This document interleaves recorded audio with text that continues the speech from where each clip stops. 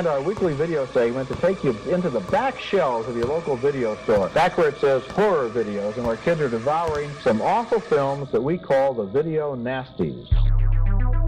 Are you freebasing? Inquiring minds want to know. I have to break free from this culture of mechanical reproductions and the thick incrustations dying on the surface. Fuck the prime time, bitch! Monmouth the new flesh. The pain, I can assure you, will be exquisite. As for our deaths, come with me and be immortal. We have such sights to show you. Gotta return some videotapes.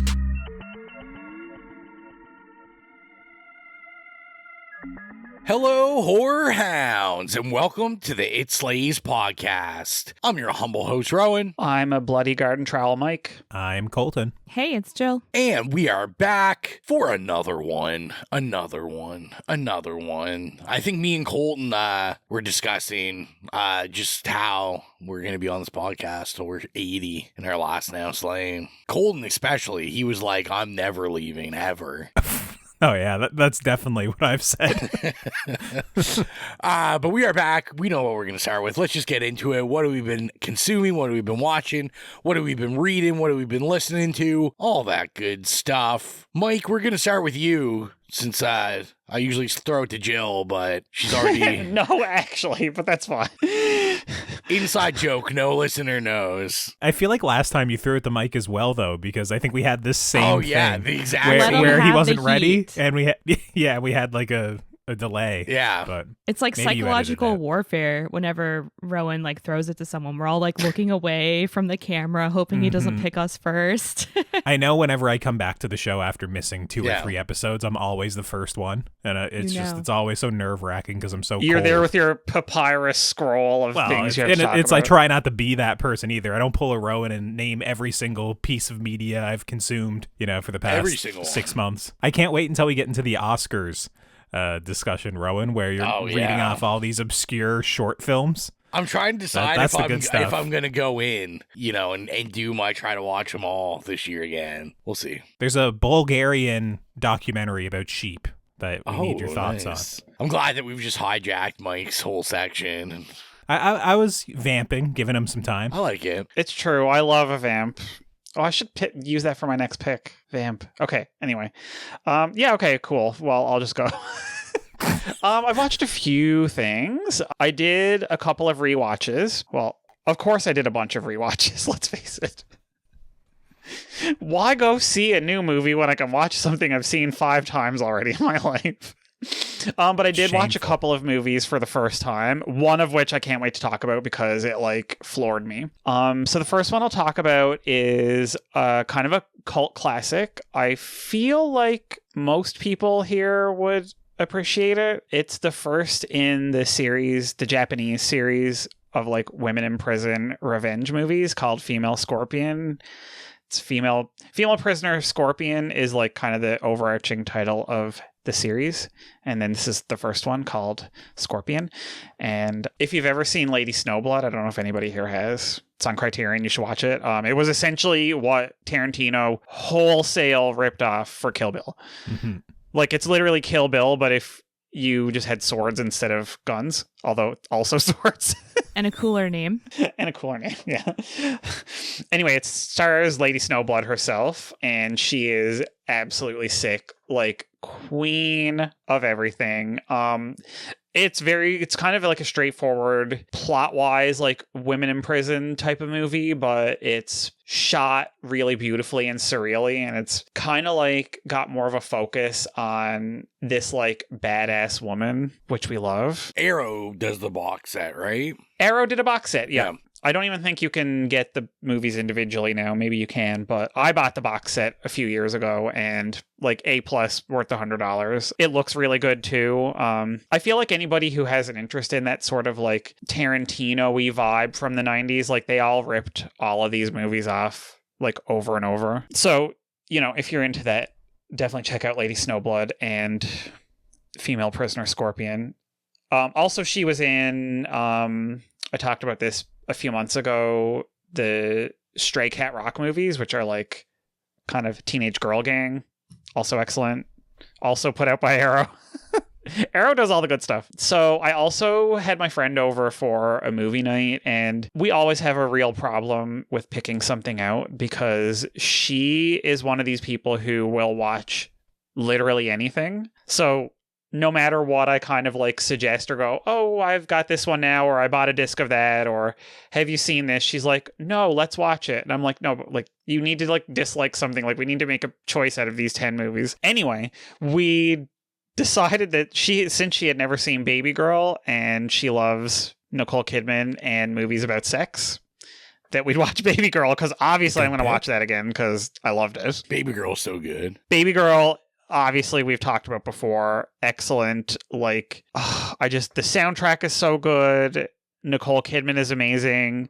Harris Dickinson, like, superb. The director is amazing. What's her new movie that she has coming out? I think she has another one in the pipes for A24. Oh, I can't pull it. I'm not 100% sure off the top of my head. Yeah, I kind of thought you might know offhand. Baby Boy. Honestly, I'd watch a sequel to it starring Harris Dickinson. Oh, no, I meant she's remaking the Tyrese and Snoop Dogg classic Baby Boy. I fucking hate you.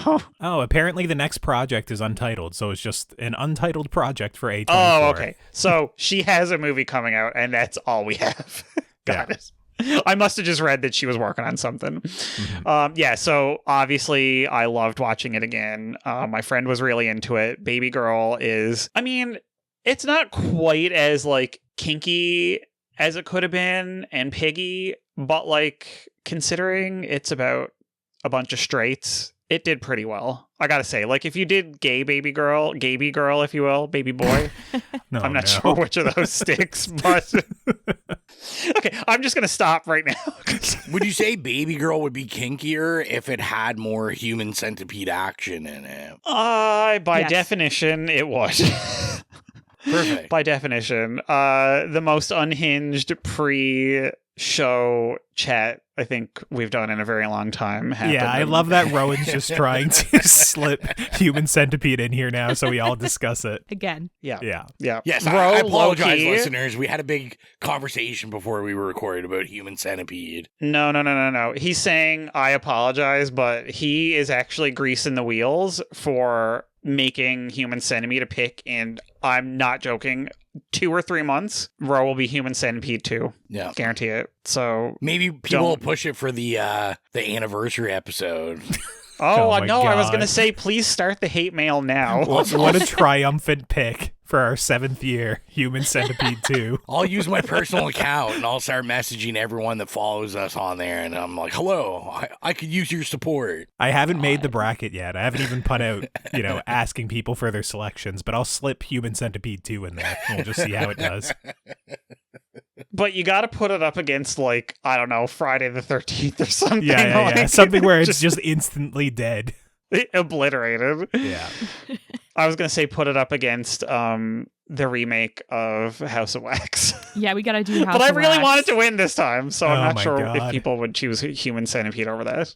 Well, we'll just do one bracket, and it'll be House of Wax 2006 versus Human Centipede 2. What wins? That's the true test. True fans know which one to pick. That's all I'm saying. Okay, I also watched this other movie. I found it on Prime one day. It was like in the morning and I had stuff to do in the afternoon, and I was just like, oh, I'm going to like chill and get some coffee. And I was like, I'm going to play like some Fallout, but have a movie on my laptop. And so I was just like kind of scrolling through. When I do that, I love to just go on Prime because I like never actually go on Prime because it's garbage. Like Tubi shits on Prime, no shade, but Prime. So I was you're scrolling. Also not discussing that Prime has like possibly one of the worst outlays and search engine features like ever. Mm-hmm. It's like it's absolutely terrible. And like, listen, Colton famously shits on Tubi. Like, I don't want to watch 15 minutes worth of ads. And here we are paying for Prime and getting 15 minutes worth of ads. So I will give it to you. I only pay for a couple of streaming services right now, and Prime is one of them just because Amazon Prime, of course, and then Apple TV Plus because I was on the Pluribus train for a couple of episodes. But the last time I booted up Amazon Prime and I saw that there was ads and I had to like go a tier higher to get rid of ads, I just instantly switched to piracy again. That's like full blown. I was like, nope, I'm good. I'm going back to like figuring out a different way around this. I can't support this shit. It's funny because I'm thinking the same thing, because the only two things that I like to put on there are two of my comfort shows that I put on when I'm having insomnia. One of them was Degrassi The Next Generation, which swapped over to Tubi, so there you that's go. gone.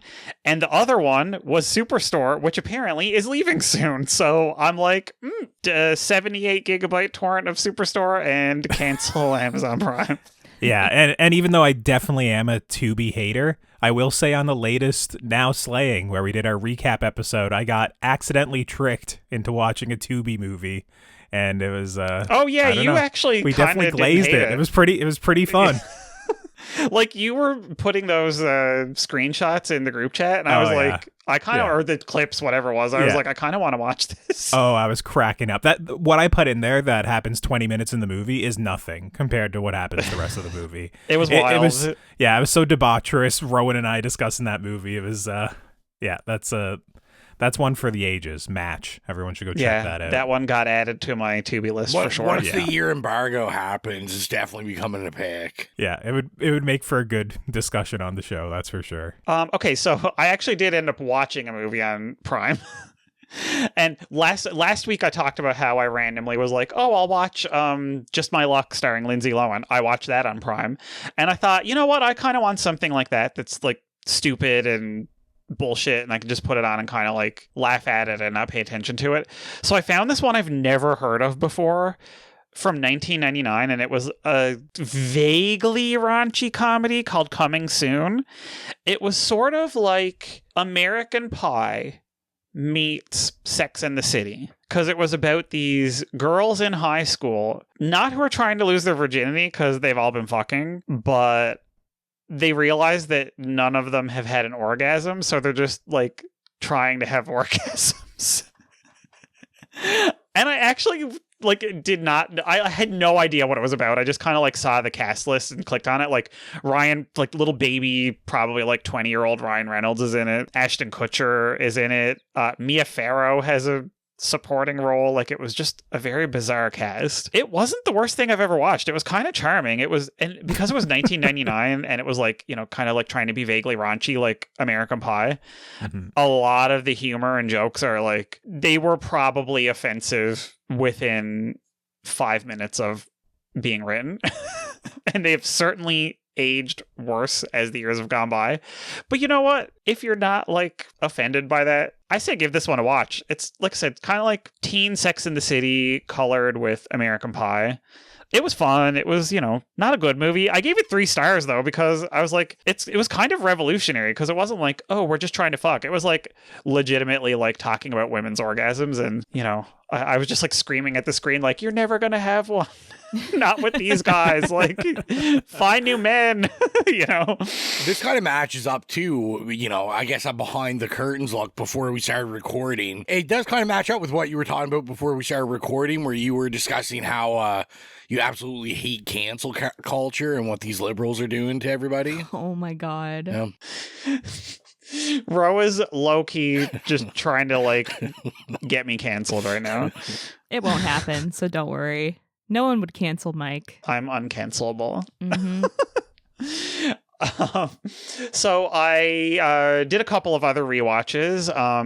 We had a shitty Tubi movie night, and one of the ones we watched was actually called Drop Dead Gorgeous, and I'd seen it years and years and years ago. It's a TV movie from 1991, and it actually stars Jennifer Rubin from Nightmare on Elm Street 3, who is better known as Taryn, the punk chick. Nice. Right? And it was about 4 years after she made Nightmare on Elm Street, and she plays this like teacher who loses her job and becomes a model because she gets like discovered, and then she gets a makeover and becomes like an overnight supermodel, even though she looks like garbage because the makeover they gave her actually made her uglier because they made her look like a 45-year-old woman. Not that there's anything wrong with 45-year-old women, but like a derogatorily 45-year-old, like they just aged her. 45-year-old woman. Yes, exactly. Thank you. And then, people start getting murdered that are like around her, and it's this whole mystery. Like, is it this person or that person? And it kind of has vague like echoes of Scream, but before Scream happened. It's your fairly standard TV movie thriller. There's kind of a cool twist, and it's really enjoyable for like making commentary about. So I would give it 3 stars. I thought it was pretty good. It's not really like technically a good movie, but it's fun. I'll put it that way. It's not good. It's fun. And it's just worth it for like Nightmare on Elm Street spotters. Like Jennifer Rubin is actually great in it. And oh my God. Also Saw people. One of the Saw guys is in it. Peter Outerbridge. He was also on It, Welcome to Derry, which just finished. Still haven't watched that. Yeah, me either. I actually wasn't going to watch it, and then a few weeks ago I decided to start, and I finished it a couple days ago. Worth a and started I was 2 like, episodes. "What the fuck was that?" I actually forgot about that. I should have talked about that. I was like impressed with probably the first half of it, and then the second half I was just like groaning the whole time. But that was sort of the movies too. No offense, Ro. I'm not offended. Yeah, the one with Rowan in it is definitely the worst. Oh, it's terrible. It's absolutely terrible. So I don't know if anybody has seen Dead Man on Campus. I remember when that came from the 90s. Yeah. Oh my God, it was Mark Paul Gosselaar and the guy from American Werewolf in Paris. What a bang. If that makes sense. Yeah, it was a banger, and it was based on the urban legend of like if your roommate dies, you get an automatic 4.0 for the semester. Yeah. And is that real though? Does that ever happen? Because I heard that too. Don't think that it is. I think Jill's just checking for a friend. Yeah, just looking. She's like, I'm about to go back to school for the 8th time, so yeah, I need this. But there was this other movie. It either came out at the exact same time or right before. And it was like, I think it was like a cable movie, like like Stars or Cinemax or something. And it was called The Curve or Dead Man's Curve, and it is the exact same plot. But whereas Dead Man on Campus, they decide to like, make their roommate commit suicide, and it's just a dark comedy, and it's very like kind of slapstick with thriller elements. Dead Man's Curve is a thriller with comedic elements to it, so it's sort of like 2 different takes on the same story. And it stars Kerry Russell, little baby Kerry Russell before she was on Felicity, and Matthew Lillard from Scream, and Michael Vartan, who was in Alias and some other stuff like Never Been Kissed. And honestly, it was really low budget and technically not that great or original, but also it was like weirdly good and had a banger soundtrack. Like Bauhaus, Bela Lugosi's Dead gets played on it like 5 times, and like the Smiths and all this other like really cool like kind of indie music. And I looked at my friend and was like, the budget on this is clearly like $1 million max. Like, how the fuck did they get the rights to these songs? And then I thought maybe in 1997 all these artists were kind of like, it was before streaming, and maybe they fell out of favor, and they're just like, we're happy to get our music in a movie. I don't know. Anyway, it's on Tubi now. So definitely check it out if you're into like twists on urban legends or Kerry Russell movies. She's a banger, honestly. Like, I love her. She has glorious hair.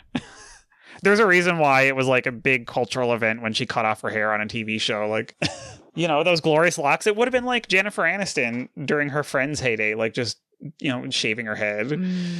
Like, did for she real, not and not putting get on. like kind of a feathered bob like after though? And it did look good on her. Maybe not a bob, but like it was. She did cut it. She definitely cut it, yeah. But it was like, it wasn't extreme. It was just sort of like a little twist on what she already had. And the last one I want to talk about is something that I found on the Criterion channel. It was one night when I was just sort of like, I didn't know what mood I was in, and I had just enough time before bed to like watch something. And I was like, okay, I'll get something under 2 hours. And I was like, I'm just going to go through their like little theme collections, and because they've got obviously like an amazing selection. And there was one there about, it was a collection of movies by first time Black women directors. And so I was like, ooh, I've seen some of these, and some of them I'd never heard of before. So the few that I had not heard of before, I clicked on one to see, what it was about, and it's called Just Another Girl on the IRT, and it sounded excellent, so I started watching it. And it came out in 1992, and it's about this girl from like a real rough part of Brooklyn. And oh my God, it's kind of hard to describe. It's sort of like one of these slice of life movies that were really popular amongst like the kind of indie film scene in the 90s. Like you see it all the time, especially in like movies that take place in like cities. And it's just this teen girl, and the first like probably third of the movie is just kind of setting up how rough her world is. Like the odds are stacked against her. Her school is garbage. Her family life is garbage. She works really hard at her job, but like it's also garbage. They don't get taken seriously. She's really smart, but is, not given kind of a chance to shine. She's really outspoken, so everybody like thinks that she's just angry. And anyway, and then partway through the movie, she gets pregnant, and so the rest of the movie is kind of like dealing with that. And when I tell you that this movie like floored me, I was not prepared for it. First of all, it's beautiful. It's got these like really vibrant, like early 90s aesthetic. The soundtrack is all like, Ro, you would love the soundtrack. I actually meant to send it to you. It's all like obscure, like hip hop, early 90s hip hop. Oh, hell yeah. And R&B. I had never heard of any of it before, but Angie Stone, actually, who recently died, she's a great R&B singer, has a couple of really early tracks that were never released that are part of this soundtrack. Oh my God, like excellent. The last probably 20 minutes of this movie, like actually made me like fall through my floor. Like it was so good. Wow. Because it's kind of like a dramedy, and it is played more on the comedy side of the dramedy for most of it, but the last act of the movie just like it gets really serious. Oh my God, like y'all, if that sort of like 90s indie movie appeals to you, you need to check this out. And the worst part is the director, like after I finished, I said I have to find everything else that she's ever directed and get it and like add it to my watch list. She never directed another movie. I was like, fuck. It was like so criminal. Anyway, yeah, totally check it out. Just Another Girl on the IRT. Absolute banger. I'm ordering the Blu-ray. Like it's amazing. Jill, I think you would like it too. Ooh, okay. So give it a whirl. Speaking of, write that down. Write it down and then tell us what you've been watching or reading or listening to. Yeah. So before I came on here, I was like, it's going to be real quick for me. I have nothing to talk about. I've been doing nothing. But then I was thinking, actually, what I've been doing a lot of is gaming. Like every night after work, I come home and I game with my friends. And we used to play a lot of Repo. We still do. It's still fun. But we started playing Peak. I've heard of that. Have you? Yeah. I think Colton too. Yeah. Oh yeah, yeah. Have you played it? No, I was busy during the year when all my friends were playing it, so basically I consume Peak by just watching some streamers play it. Gotcha. So yeah, it's like a co-op kind of platformer game, but you're climbing and you have to do certain things to survive. Like you can't carry too much weight. You get hungry. You can get poisoned or hurt by obstacles, and all of that takes away from your stamina bar, and you need that to like get to the top of these mountains. It is really fun. It's also like messed up, like the kind of things that can happen to you.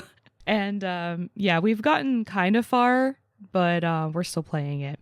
So that's been fun. And I think it won an award this year too for the Game Awards. It probably won like best, well, it wouldn't have won best indie game. But anyways, it probably won like a family game or, yeah, exactly. So it probably won like a family game or party game or something like that. Mm-hmm. The other thing that I just started playing is the Outlast Trials. Have any of you heard of that?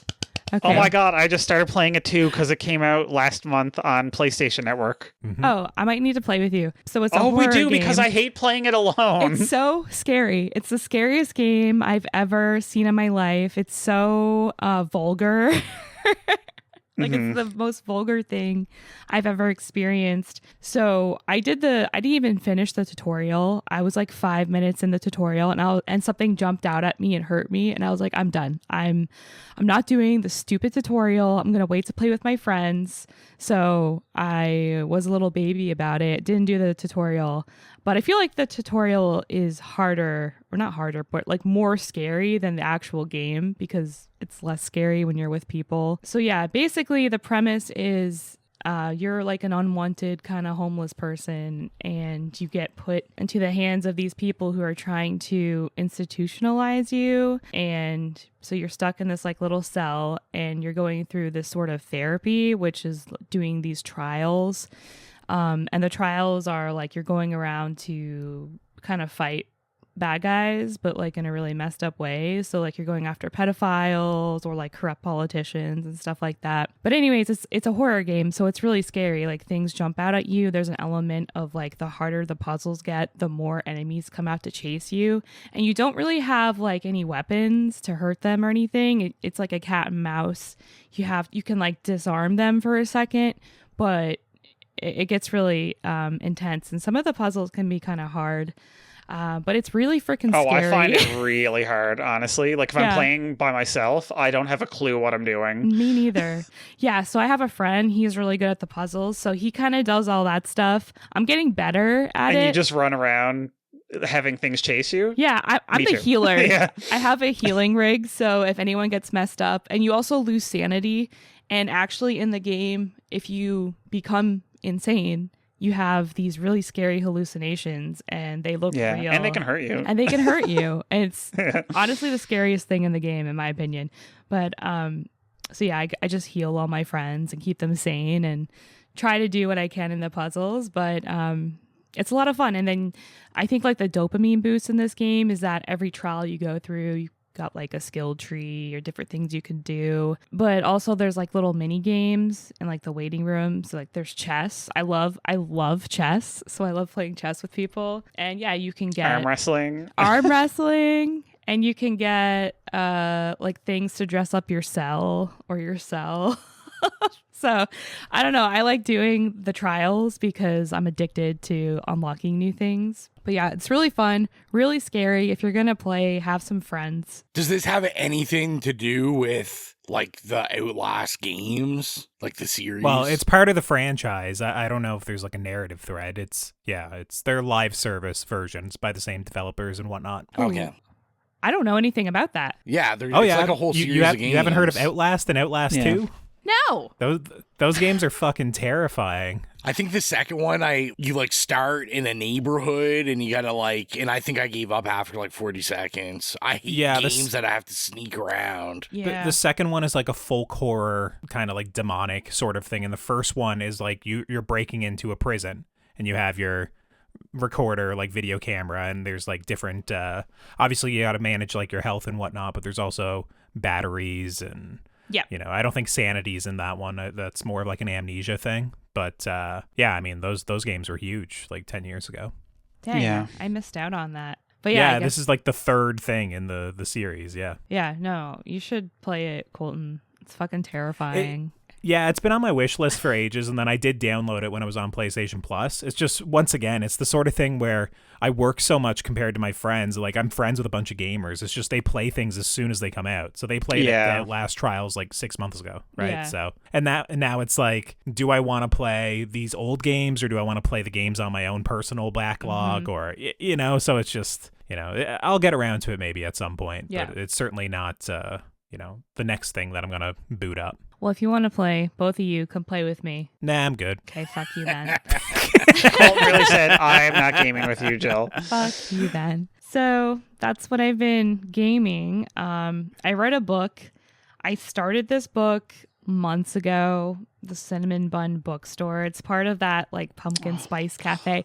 Don't sigh at me, okay?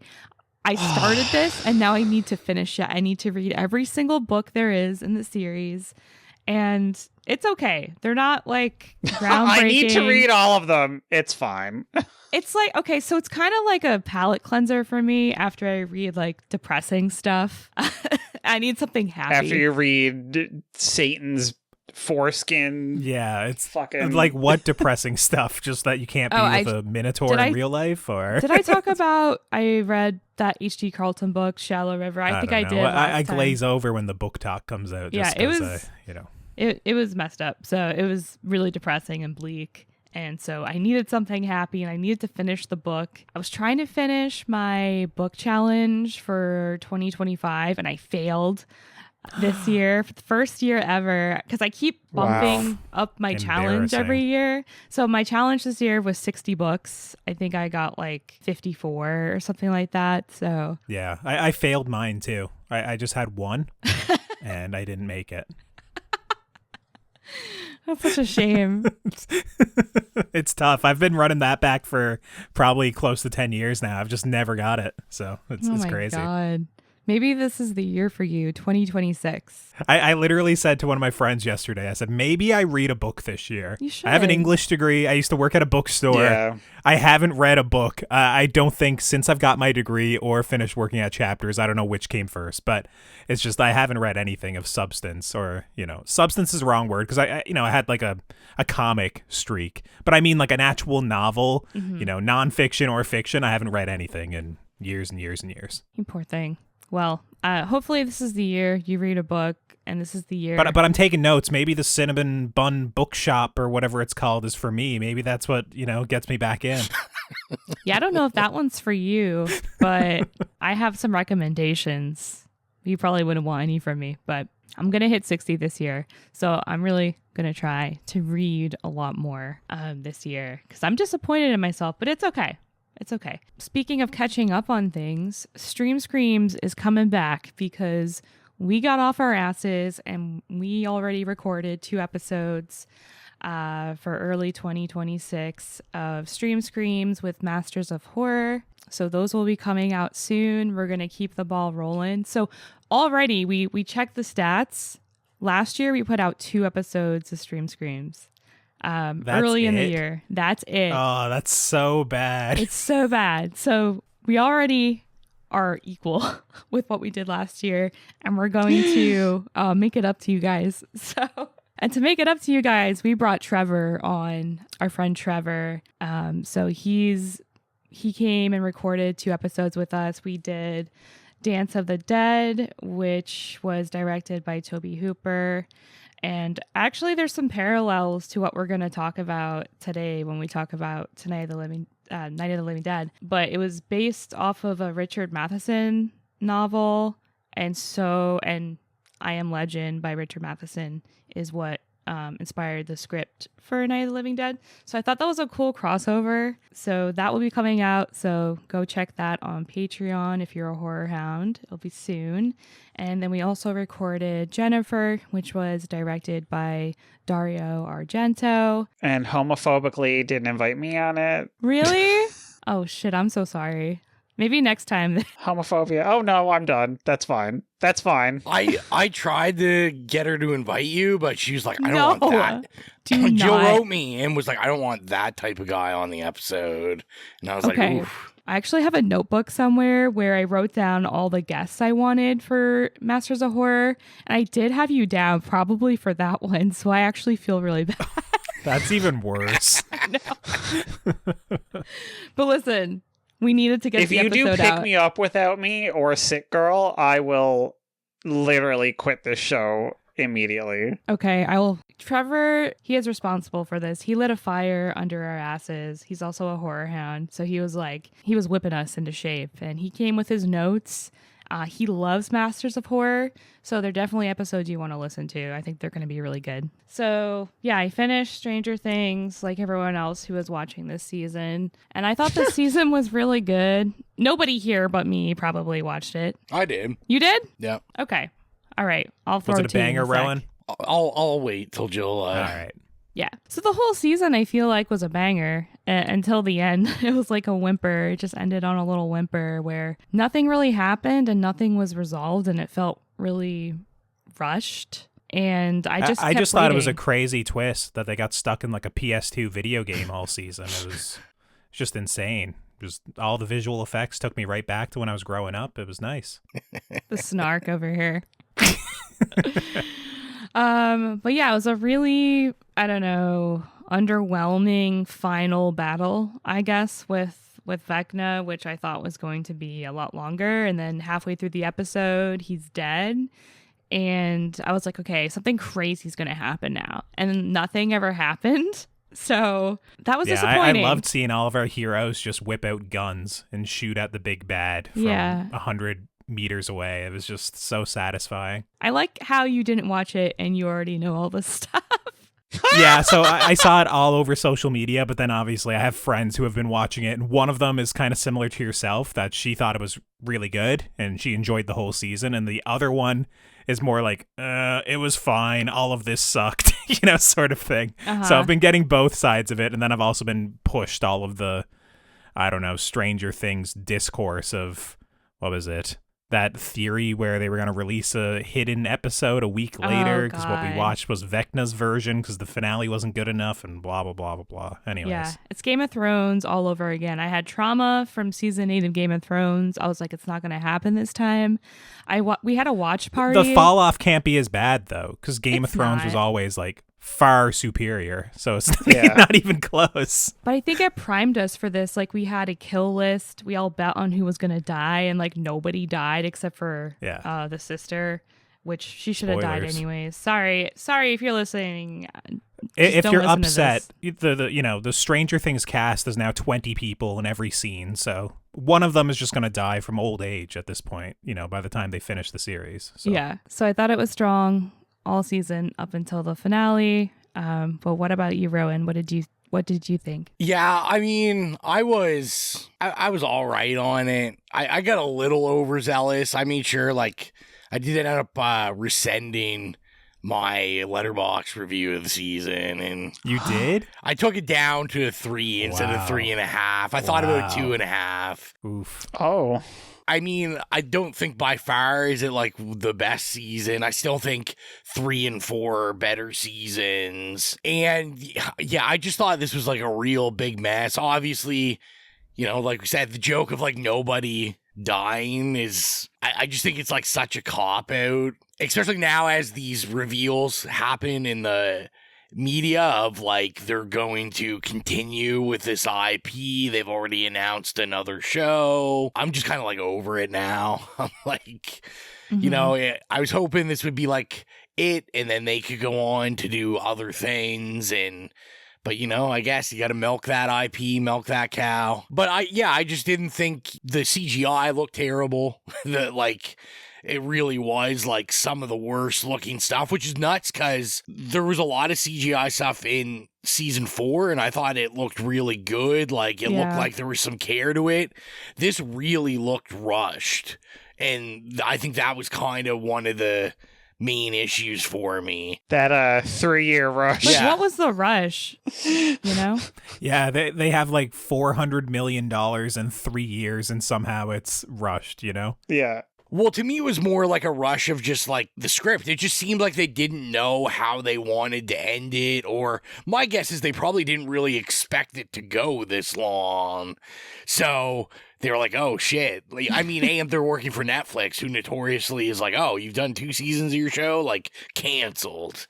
Well, if you watch the first season, it's very obvious that the story was basically like 99% buttoned up in just the first season. And I was there watching Stranger Things season 1 as it came out, and it wasn't it wasn't a phenomenon as soon as it hit. It was something when it came out. I had to try and like get a couple of my friends to watch it. Right. Oh, you should check it out. It's pretty cool, it has some 80s nostalgia. You'll like it, that sort of thing. Right. I bought the soundtrack on iTunes and would like play it for people and be like, this is the vibe right here. Like this is what the soundtrack is actually the vibe. I have of the volume show. 1 and 2 on vinyl. Like I have the soundtrack. Anthony does too.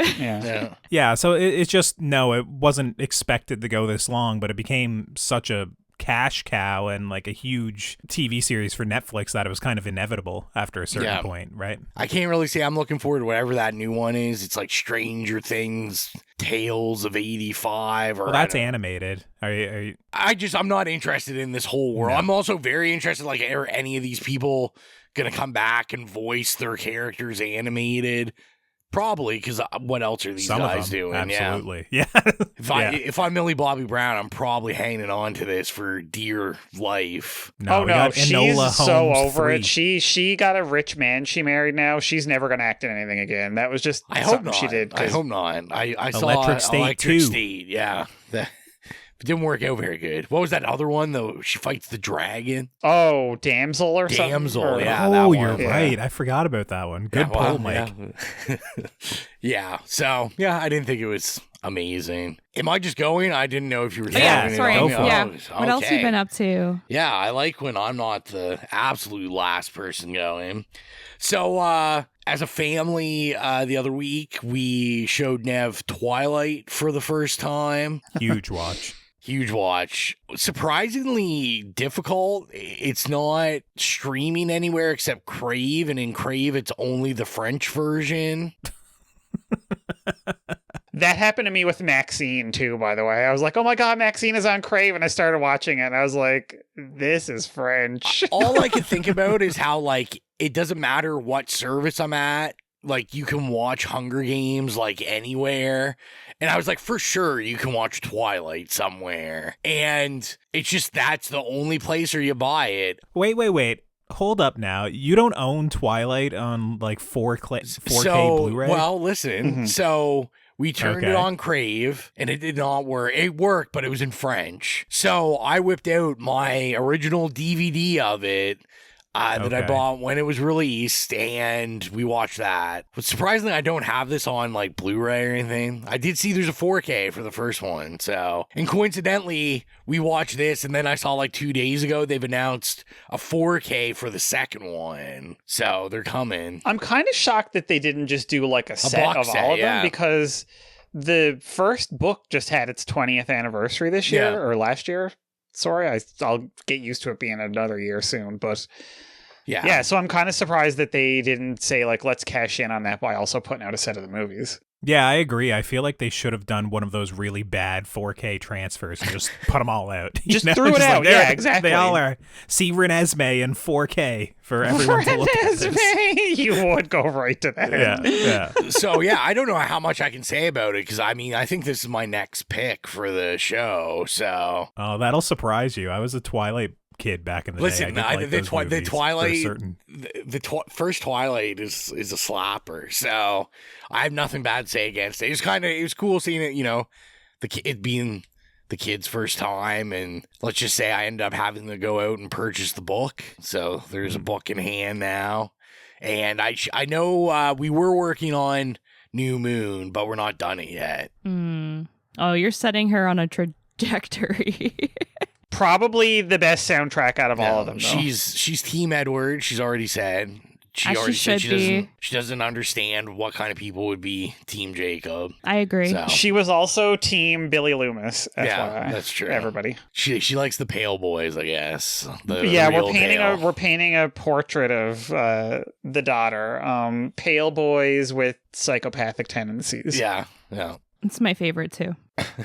Yeah, no shit. So I did get to watch some other things this week. It's a little different than the other week. I checked out Netflix's new true crime thing, the evil influencer, the Jodi Hildenbrandt story. Oh my God. God. So I think like a couple months ago, a bunch of us had seen the Ruby, what's her name? Ruby, whatever. Frank? What's her fucking name? I don't know. I don't know. Something like that. Wait, was she the victim or was she she's perpetrator? No, it was like the YouTube mom that was like abusing her kids. Yeah, isn't it Frankie Ruby? Frankie Ruby, that's it. Ruby Frankie. Yeah. Ruby Frankie. Yeah. Oh my God, guys, we're a mess. I don't know people on YouTube. Like, so anyway, I feel at least me and Gill talked about that. Like everyone had been watching. They put a bunch of documentaries. Like Disney put one out, Netflix put one out, all about her. So Netflix has now put one out about Jodi Hildenbrandt, who was like the co-conspirator in this, but also like the mastermind. She was like a psychologist that essentially scam people and trick them into abusing their kids because she's a psycho, like psycho Mormon. Yeah, no, it was fine. I didn't think it was amazing just because we just got a bunch of documentaries about this thing. I didn't find they told you a lot of new information. Obviously, you found out more about Jodie Hildenbrandt, like her past, but because they want the views, like Ruby Frankie or whatever the hell her name is, like she's in it a lot more just because they want people to pay attention to it, and she's obviously the famous person in this case.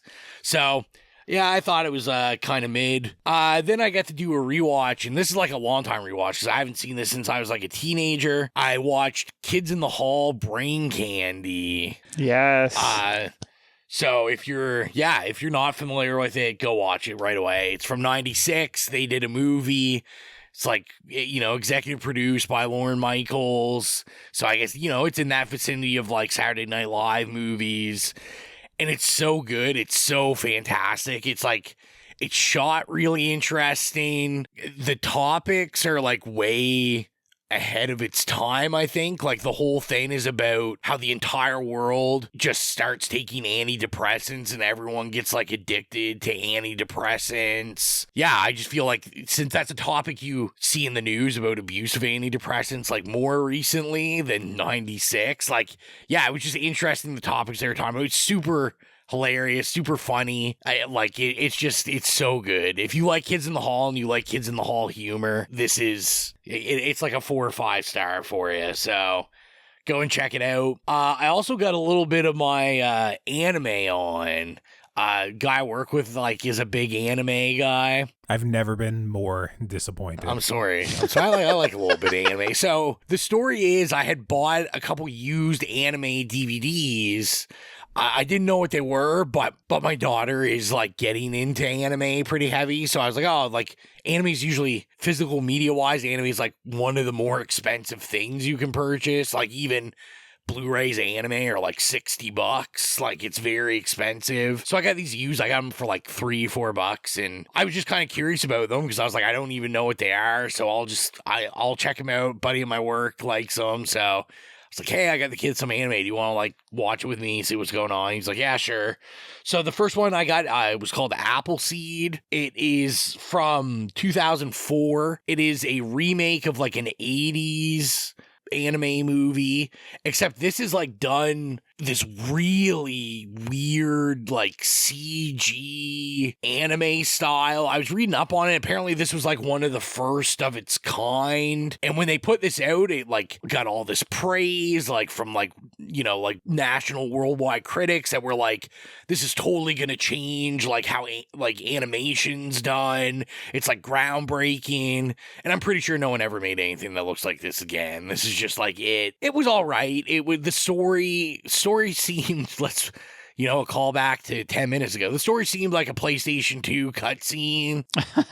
It was really confusing till like the last 20 minutes, and everything was exposition. So you get like these really cool action scenes and then like 15 minutes of just exposition of trying to explain an entire world, because it's like this, you know, like neo-noir Tokyo, and it's about like very kind of Blade Runner-y, where like it's about like robots live with humans and they want the same rights, and there's like stuff about it's just weird, like sterilizing humans, and the action scenes in it were fantastic. The story was a little But the next one I watched, which was I'd never heard of, this was my friend's pick, and it was insane, was a movie called Redline. Oh, yeah. I've heard of from that. 2009. Yeah. This was insane. Like, this was like 5-star for me. Insane. I don't know if that was on Criterion Channel like was it 3 months ago. Yeah, we watched it. It's on Tubi. I watched it on Tubi. It's insane. It's just like of course you did. It's absolutely it's insane. Like, not only are you talking about anime, you're talking about anime that you're watching on Tubi. Oof. The animation and kind of the style and just the weirdness of it, it kind of reminds me of like a Heavy Metal or something. Oh, love it. It's basically like Speed Racer but rated R. There's like, they go to an alien planet that's run by these like robots, but they're like very militaristic, and they like their symbol is like, a swastika just changed a little, and it's like it's super violent. If you're one of those guys, I'm not one, but if you are one of those guys, I'm looking at Gill, that might be into like a lot of anime titties. There's definitely that in it. Like, this is like a hard R about like crazy racing race cars and robots and monsters, and So it's not just for your insane. kid, right? I mean, I'm a bad parent. I'd probably let her watch it, but like, when I was her age, I was watching worse than that. oh trust yeah, me. me too. The animation itself is just like really impressive. I just really, really liked it. The last couple things I'll talk about probably the least that I'll have something to say. I watched a movie called The Roundup. Watched this with my buddy at work too. This is a Korean movie that stars one of our guys, Mon Don-seuk from Train to Busan, the big buff guy. He is the star. Oh, yeah, I think he just got a Yakuza-esque game announced around him as well. Oh, did that he? Specific star, yeah. Oh, wait, the himbo guy? Yeah, the himbo guy. Oh, yeah, we love him. And, I don't know if I'm showing my friend's whiteness, but we originally watched it because he's like, hey, man, this movie's on my watch list, and it's got the guy from Doctor Strange in it. And I was like, yeah, sure. And then I'm watching it. I'm like, I don't think this is the guy from Doctor Strange, like, whatsoever. And then I was like, but I've seen this guy. And then he realized he was also thinking, because he's a big Train to Busan guy. And he was like, oh, yeah, wait a second. This is Train to Busan. And this is all right. The funny thing is, as we were watching it, I'm doing the row, and I'm like looking up facts about it and stuff. Realizing halfway through that this is a sequel to a movie that's not called The Roundup. It's called Outlaws, The Outlaws. So I was like, apparently we're watching a sequel, and it didn't really matter. I read this as kind of like a Fast and Furious type franchise for Korea. Like, so it's got a lot of jokes. The joke is this guy just beats the shit out of everybody. He's huge, and he like punches you in the stomach and your ribs just automatically break. But the fight scenes are insane. I mean, it seems like any time, whether for the show or outside, like we watch something from like Korea or somewhere, it's just like, man, they're so good at making things in general. The fight coordination in it is incredible. It's like long, extended one-shot fight scenes and buildings. And it's like, I think about how we praise like John Wick when it kind of seems like it's just like a normal Monday for these like Korean filmmakers. They're like, I don't even think this isn't won awards or anything. But yeah, we checked it out. It's pretty good. I checked it out on Tubi also, just to let you know. And the last two things I'll talk about. One, I saw Blue Velvet for the first time. Ooh, that's a good one. I'd like to give a shout out to Tubi. I also watched this on Tubi. Just Tubi killing it. Yeah, so I'd never seen this, and I'm a huge Lynch fan, and I mean, it's fantastic. It's, what can I say? I saw Mike and Gill trying to get after me for not giving it 5 stars. Listen, it's good. It's just not, if I'm being honest, it's not my favorite Lynch movie, so it's not a 5-star Lynch movie for me. But I mean, Kyle MacLachlan, he's my favorite. I love Kyle MacLachlan.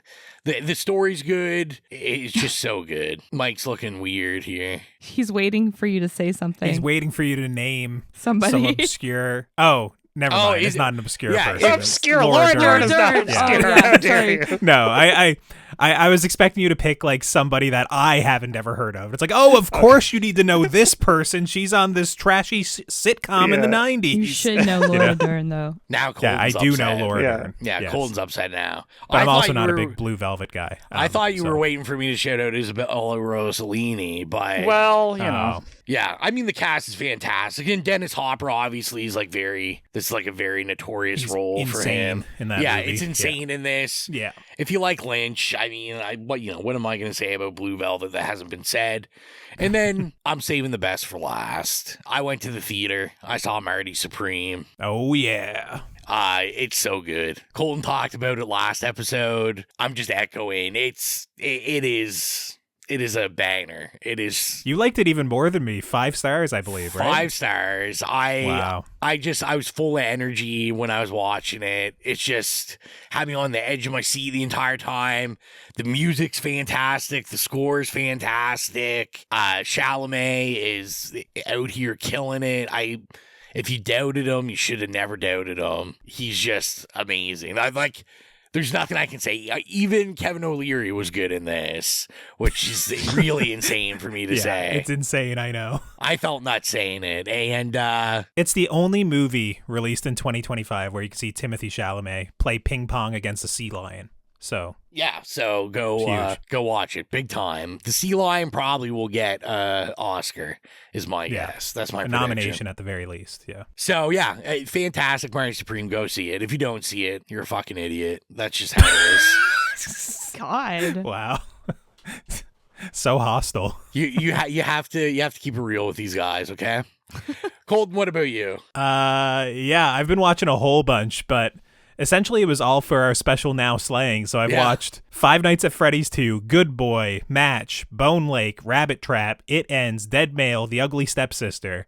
But all of it was for our Now Slaying Late to the Slaughter episode, where we kind of talked about 10 things that we meant to review on the show, but missed doing so throughout the course of the year. So you can hear all of my thoughts on that episode more so. I will say, if you're going to watch one thing off that list, It Ends is my favorite off the list. I don't know if it's still available on the Letterboxd rental store. Probably not, because Neon's picked it up now. You can find it by other means. You can find it, and if you can't find it, then there's a couple of good Shudder picks on there as well, like The Ugly Stepsister. No, it's still on there. Oh, it is? It's still on Letterboxd, yeah. Awesome. I was going to say Ugly Stepsister, Good Boy. You can find those on Shudder. But no, it's still listed, but it says product currently unavailable when you go to rent it. Oh, God. Well, yeah. That's it. It's gone. Outside of all those things that I mentioned there, those 8 movies or whatnot, I also watched the Darren Aronofsky's movie from last year, Caught Stealing. I saw this. The one I absolutely hated. God, was it shit? Oh, really? You hated it? Okay. I think I gave it like 2 stars. Oh, that's awesome. I love that because I gave it 4 stars. I thought it was great. Yeah, this is set in the 90s and it stars Austin Butler and Zoe Kravitz. And essentially what it is a guy who just gets in over his head. His neighbor in this apartment complex is involved with a couple of different criminal organizations, and he winds up owing money to the wrong people. So essentially, as they're kind of casing his roommate's place, or not roommates, but neighbor's place, he winds up getting involved and dragged into it. And it's just kind of one of those like New York City crime sort of movies where things just keep spiraling out of control more and more and more. I will say that the movie kept me on my toes pretty good. It was like every 15, 20 minutes or so, they'd change something up, whether it was, a character getting killed off or somebody being dragged into it or a double cross. There was a bunch of different layers to the story that kind of kept me involved the entire time, where I didn't find it too boring.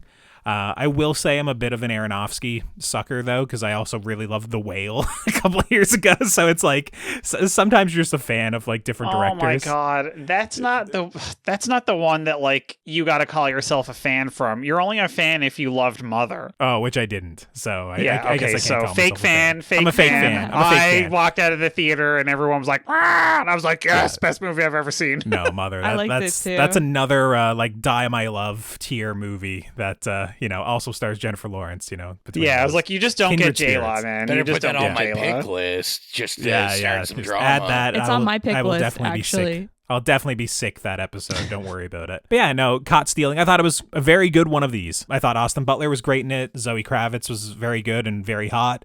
And yeah, it was just an enjoyable movie to kind of turn on one evening. Outside of that, I'm going to make a hypocrite of myself already on the same episode where I checked out K-pop Demon Hunters, which I don't know if it's technically anime, but it's definitely anime adjacent, or at least, the animation style is inspired by anime. I really enjoyed it. I thought it was a great movie. It's obviously, I don't know if I can really talk about K-pop Demon Hunters and add anything else to the discussion, but I thought the music was good. The animation was really good. The whole narrative wound up being a little bit more like personal and emotional than I expected. So yeah, I was just this weird 30-year-old dude sitting on his couch watching K-pop Demon Hunters. Probably the last person in the world to turn this on. And also, like, some of the music I still didn't recognize, which apparently is also insane. So yeah, I really enjoyed it. Thought it was a lot of fun. Very easy watch. And the last thing I checked out was another animated movie, Zootopia 2. I was a huge fan of the first Zootopia, and this is pretty much just more Zootopia. For the fans of our show, I will say that they pay homage to The Shining, at one point in the movie, and it's really Nice. fun. They actually use the score, and the villain in this scene is modeled like very specifically after Jack Nicholson, like limping along, same like mannerisms and everything. So for a lot of kids, they probably wouldn't get that, but the adults maybe would. So yeah, I mean, it was just more Zootopia. I think it's been like 10 years since the other one. I thought it was really good, and I have a feeling if you're a gay furry, you'll really enjoy it as well, because those are one of the few movies that I find it very strange when I'm watching it. There's just so much hypersexualization of all of the male furry animals in the movie that it's kind of a little bit strange. It the fox? As someone, well, not so much the fox, but Okay. like, let's say the tigers backup dancers for Shakira in the movie, or the new mayor that's this golden horse with like a tasteful amount of chest hair kind of billowing out of his jacket and whatnot. boy. I don't know. It's just something when I'm watching the movie I have to point out. It's there for sure. But as a movie, even putting aside the gay furry stuff, it's, great watch. Still worth watching quote for that sure, later? regardless. But yeah, that's all I've been checking out. I was gaming and stuff as well, but it's, I'm not going to take up too much time to talk about like The Witcher 3, even though it took me 11 years to beat it or something like that. So yeah, that's it. Let's get into the Night of the Living Dead discussion. So yeah, Jill, why don't you let people know our movie and why you chose it? This was your pick. Yes, my pick is 1968's Night of the Living Dead, directed by George Romero. And it's been on the list for a while because last year in 2025 was the first year that I watched Night of the Living Dead. And then I since have rewatched it like a handful of times.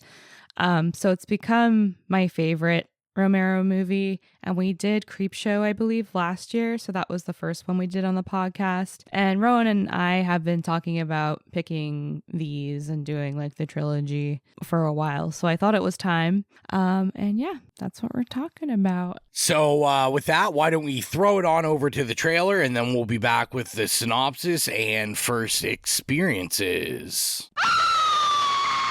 Night of the Living Dead. The dead who live on living flesh. The dead whose haunted souls hunt the living. The living whose bodies are the only food for these ungodly creatures. Night of the Living Dead.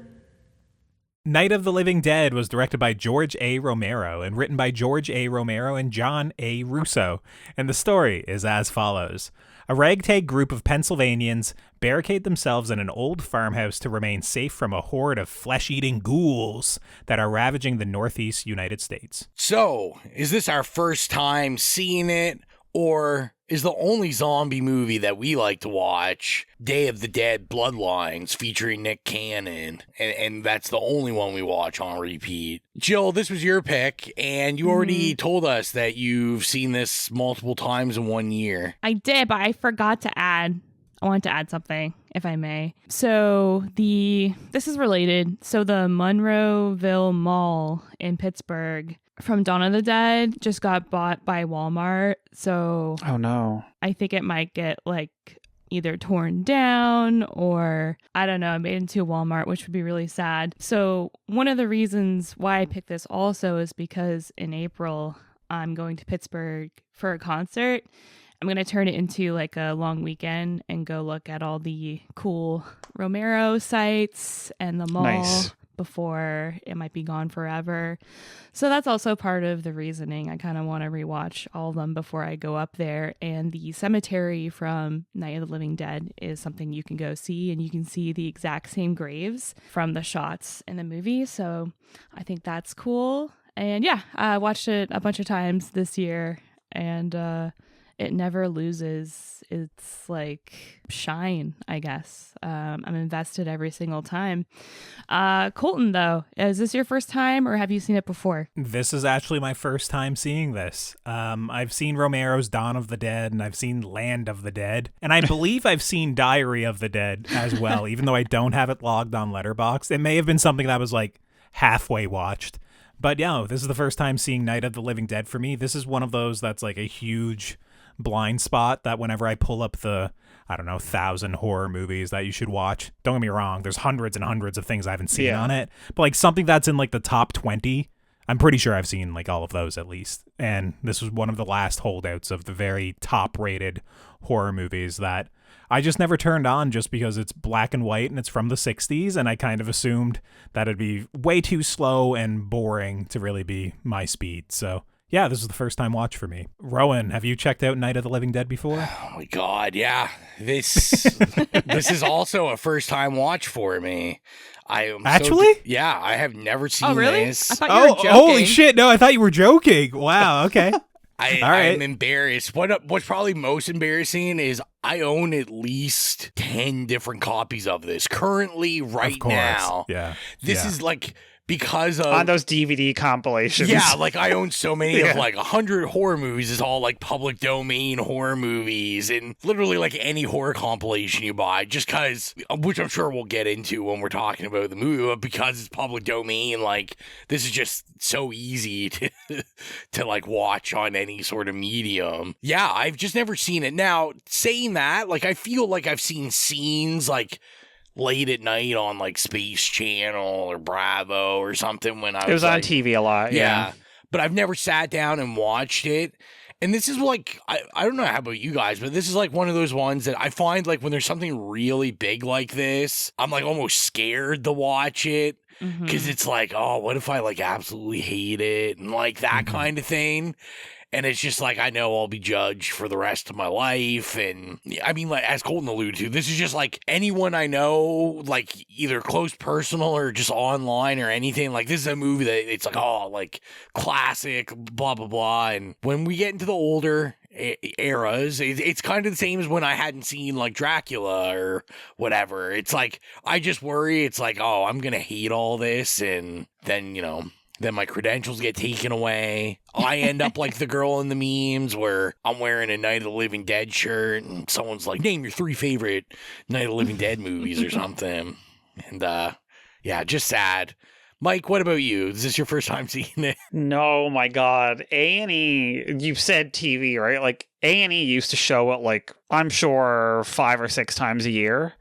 A&E. And when I got to the age, arts and entertainment, who even remembers that? I don't even think it's still on the air anymore. I was going to say, all I remember being on that station was just like Scared Straight and True Crime docs.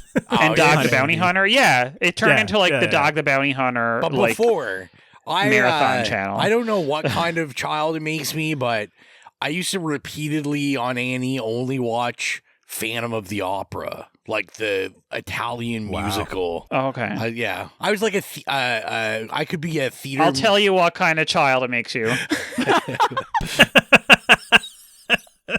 He said gay. Yeah, he did say that. Maybe. I mean, it was also the only CD I owned for a long time was the soundtrack to Phantom of the Opera, like the musical, not like an American musical, like the actual. I was a weird kid, okay? Anyway, I interrupted you. Sorry, Mike. Yeah, so when I got to the age where, because, I like obviously just watched movies obsessively, like even as a child. And when I got to the age where I realized, oh, like this channel shows movies, like horror movies and stuff like that all the time, I would always be there with like the TV guide every week looking at what was coming on. And just like, so I watched Night of the Living Dead for the first time. I don't know how old I was, like maybe 10 or something on A&E. And I've seen it, a million times since then. Because then, of course, I had to watch Dawn of the Dead and Day of the Dead and Return of the Living Dead and everything. Yeah, so I've seen it a million bajillion times. Well, with that, I've boarded all the windows and doors up. So let's go into our fruit cellar where we can feel safe and comforted and talk about Night of the Living Dead. Colton doesn't have to worry about people breaking in when he gives it an A. It'll be okay. You're protected. Thank you. My first note I was thinking about was just nothing good has ever happened when there seemingly is something important playing on your radio and you immediately just shut it off. And you're like, no, that's like, I don't need to hear whatever bulletin this is playing. I'll be fine. And I feel like, what happens? Zombies eat you. That's what happens. No, what's zombies. Funny though? I always as joke as that is, like, I have always also been annoyed by it as like a trope, but I realized over the years, and I actually thought about this the other day, my father does that all the time. Like, sometimes we'll be somewhere like in the car together and we'll be talking about something or whatever, and there'll be like a lull and they'll say something on the radio like that, and I'll be like, oh my god, did you, like, blah blah blah, and he's like, what are you talking about? And I was like, what they just said on the radio. And he's like, oh, I wasn't paying attention. But sometimes we'll just be sitting there like in silence for a while, and they'll say something like that on the radio, and I'll say like, holy shit, did you hear that? And he's like, oh, no. And I was like, wow, you really are one of these people that like an important, yeah, it's like, get home and board your windows up, and dad's just like driving around getting Tim Hortons. Like, that would happen. I was like, fuck, I can't even be mad at this trope now because it's actually true. Your dad's like, switching over to some Hey CDC. Yes, yeah, he's like, oh, I gotta put a 97.5 on now. Yeah, I feel like a lot of people I work with, one of the biggest things they discuss is like where traffic is backed up in the St. John's area because of like just listening to the radio, and just they come in and talk about, oh, that storm coming, so and so said on the radio. I'm like, God, I'd never listen to the radio. I'd be so screwed if the only way to get out this information, you know, if this was the 60s, was the radio, I'd be done for. I only want the radio on when it's like playing good music that you can dance to. Fair. You know, doing like the mashed potato, etc. Well, my first note, Rowan, is these are some great opening static shots of a car driving, which is a funny thing to note. But as I was watching, it's like, oh, this is how like a modern movie a lot of times would start nowadays. Here we are doing it in the 60s, just locked off, just transition shots. I thought it was good. And my second note was, they're coming to get you, Barbara, which I never knew what that quote was from for all these years. I know it, obviously. Yeah. You know, everyone has heard it, and you know, everyone has their like best impression of it, sort of thing. But when I was watching the movie, it's like, oh, all right, I never knew this was from this, or at least if I did, I probably would have said, oh, it's from Dawn of the Dead, and got the the wrong one. But yeah, that was fun. Yeah, it's an iconic phrase, and the delivery of it too, and just like the kind of joking, like sibling relationship they have is so relatable, but it's so stark when you know that there's a real zombie in the background. Like, the viewer knows it, and I feel like you're kind of sucked into their perspective, which is Barbara thinks it's like a man and he's playing a joke, and she wants to go apologize for her brother, and that's how she gets grabbed. She's like so naive and innocent, and then also you like that carries into her kind of catatonic, like traumatized state later on. But I love her as a character. She's beautiful. I love her performance of kind of just like being out of her mind the whole time with fear. I think I love her in the beginning of the movie. I don't love what they do with that character, where she becomes like very ditzy and very checked out, and you know, I think they talk about her running a fever or something at some point, but she becomes very like catatonic essentially as soon as Ben shows up. It's just all of a sudden it's like, okay, the man is here, now we can divert kind of the focus of the movie to this man instead of Barbara, and she very much fades into the background from that point on. But this opening, her like kind, I was gonna say like, it is annoying. You're right. Yeah, because I think she's very capable in this opening. I was pretty impressed with it. Like the speed, the pace, the tension, the horror in this opening, I thought was pretty effective. Like Johnny gets taken out by just a bump on his head. I was like, all right, he's done for. You know, that was the a bump. That was X-ray show. The neck snapped into. It just like looked like the slowest impact with a tombstone I've seen in a horror movie. Nowadays, you know, it would have to like get pushed over and toppled on him and squat his head or something. And this, it's like the guy trips up and that's it. He's done for. He's just laying there. Yeah, he's done. The scene with Barbara essentially climbing into the car, I thought it was a very clever little piece of filmmaking here, just in terms of we haven't seen zombies or living dead or ghouls or whatever you want to call them use like tools in a lot of these movies. So it's interesting that in kind of like one of the earliest representations of this, she's locked up in the car. I see this ghoul banging on the window. I'm like, okay, she's safe. There's only one of them. There's not like a dozen of them. There's no way they're going to break through the window. But I thought it was very interesting that in this early text, it picks up a rock and bashes the window. And I was impressed just with like the whole framing and kind of what was happening in that beginning of the movie, and then her releasing the parking brake to kind of coast down the hill. A lot of that was a really fun opening to the movie, where I just thought that she read really well as scared and desperate, but she was capable. I liked that the living dead themselves weren't really stupid from what we could tell. You know, they weren't just like uttering brains and just wandering around. Yeah. So it was an interesting, like, seeing what Romero was setting up in the 60s and how it's been kind of spun off and, you know, basically ratcheted up in a bunch of different ways throughout the years. But just watching this was an interesting kind of case study. And I was just very disappointed by Barbara when she gets in that house. I was impressed by those windows. He hit it like a couple times and just nothing. I was like, geez. That rock was pretty big. Yeah. They don't make them like they did back then, I guess. No, they don't make them like they used to. Yeah. I just want to button up the Barbara thing. She does have that moment where she like snaps out of it and she saves Helen. And I think that's like her heroic moment. And I feel like this is such a bleak movie too, that like everyone kind of has a flaw that gets them. And unfortunately, that's hers.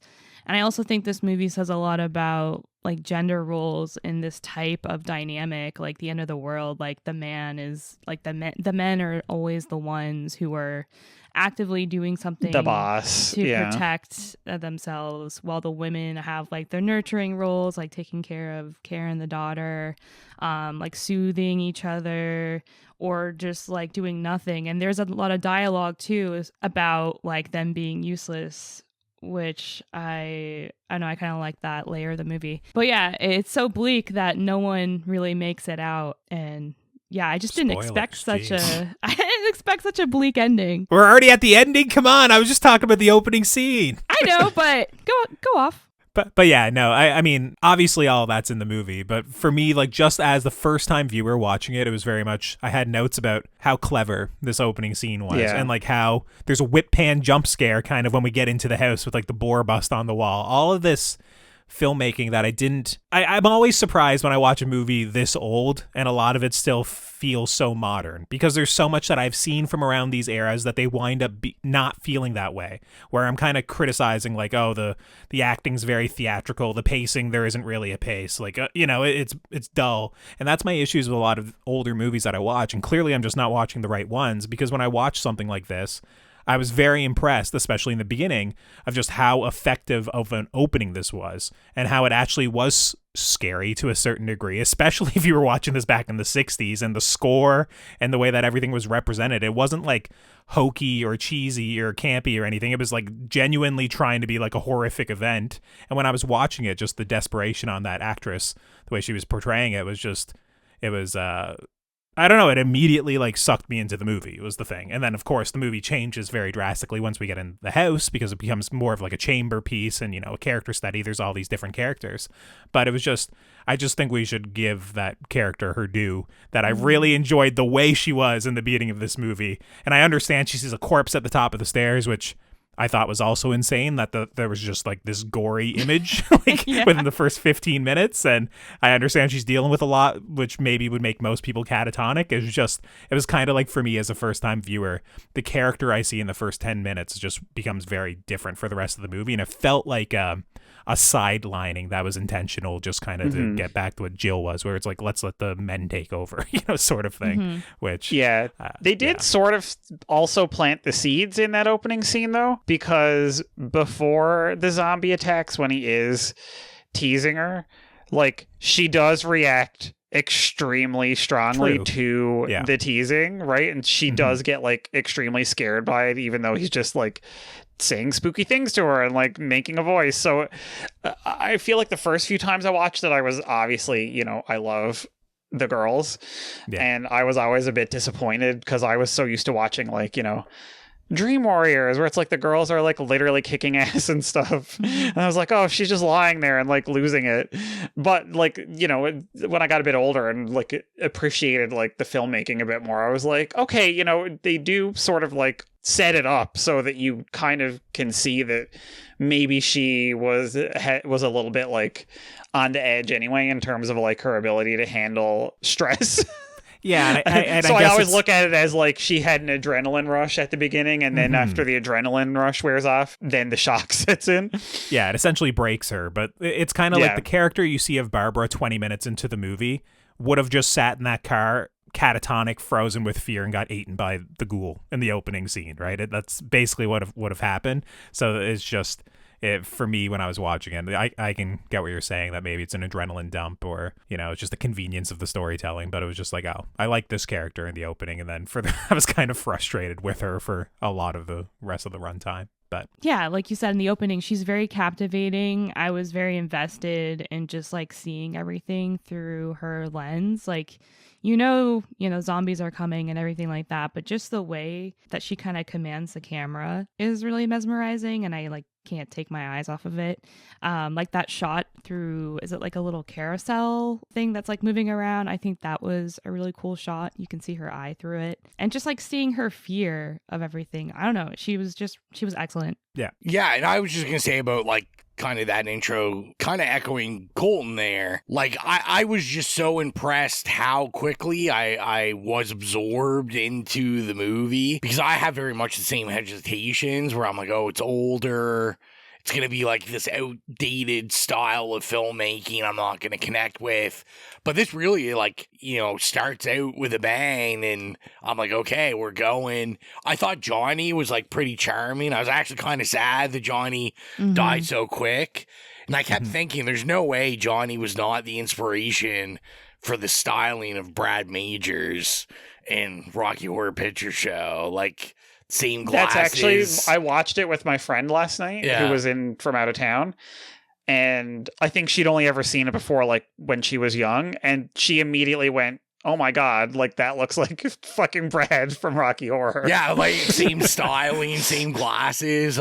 Which I would suspect O'Brien would have been a big fan. So I could definitely see this having some inspiration.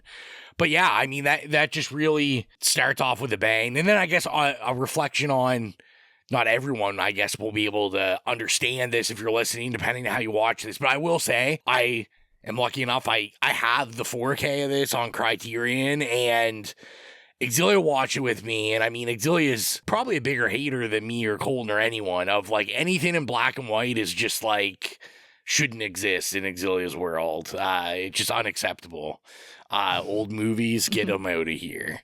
And Exilia even was saying it's crazy how on the 4K, she was like, the restoration looks so good that she was like, this looks like a new movie just shot in black and white. That's how clean it really does, yeah. That 4K looks. But I was saying too, it's just the cinematography, the actual filmmaking still feels that new. I thought a lot of the camera shots where he's kind of got it to an angle, especially inside of the farmhouse. There's a lot of low angles. Yeah, a lot of looking up at people and just doing some really interesting things, especially where he shot this very much guerrilla style filmmaking. And just the choice of having it black and white, because he could have done this in color.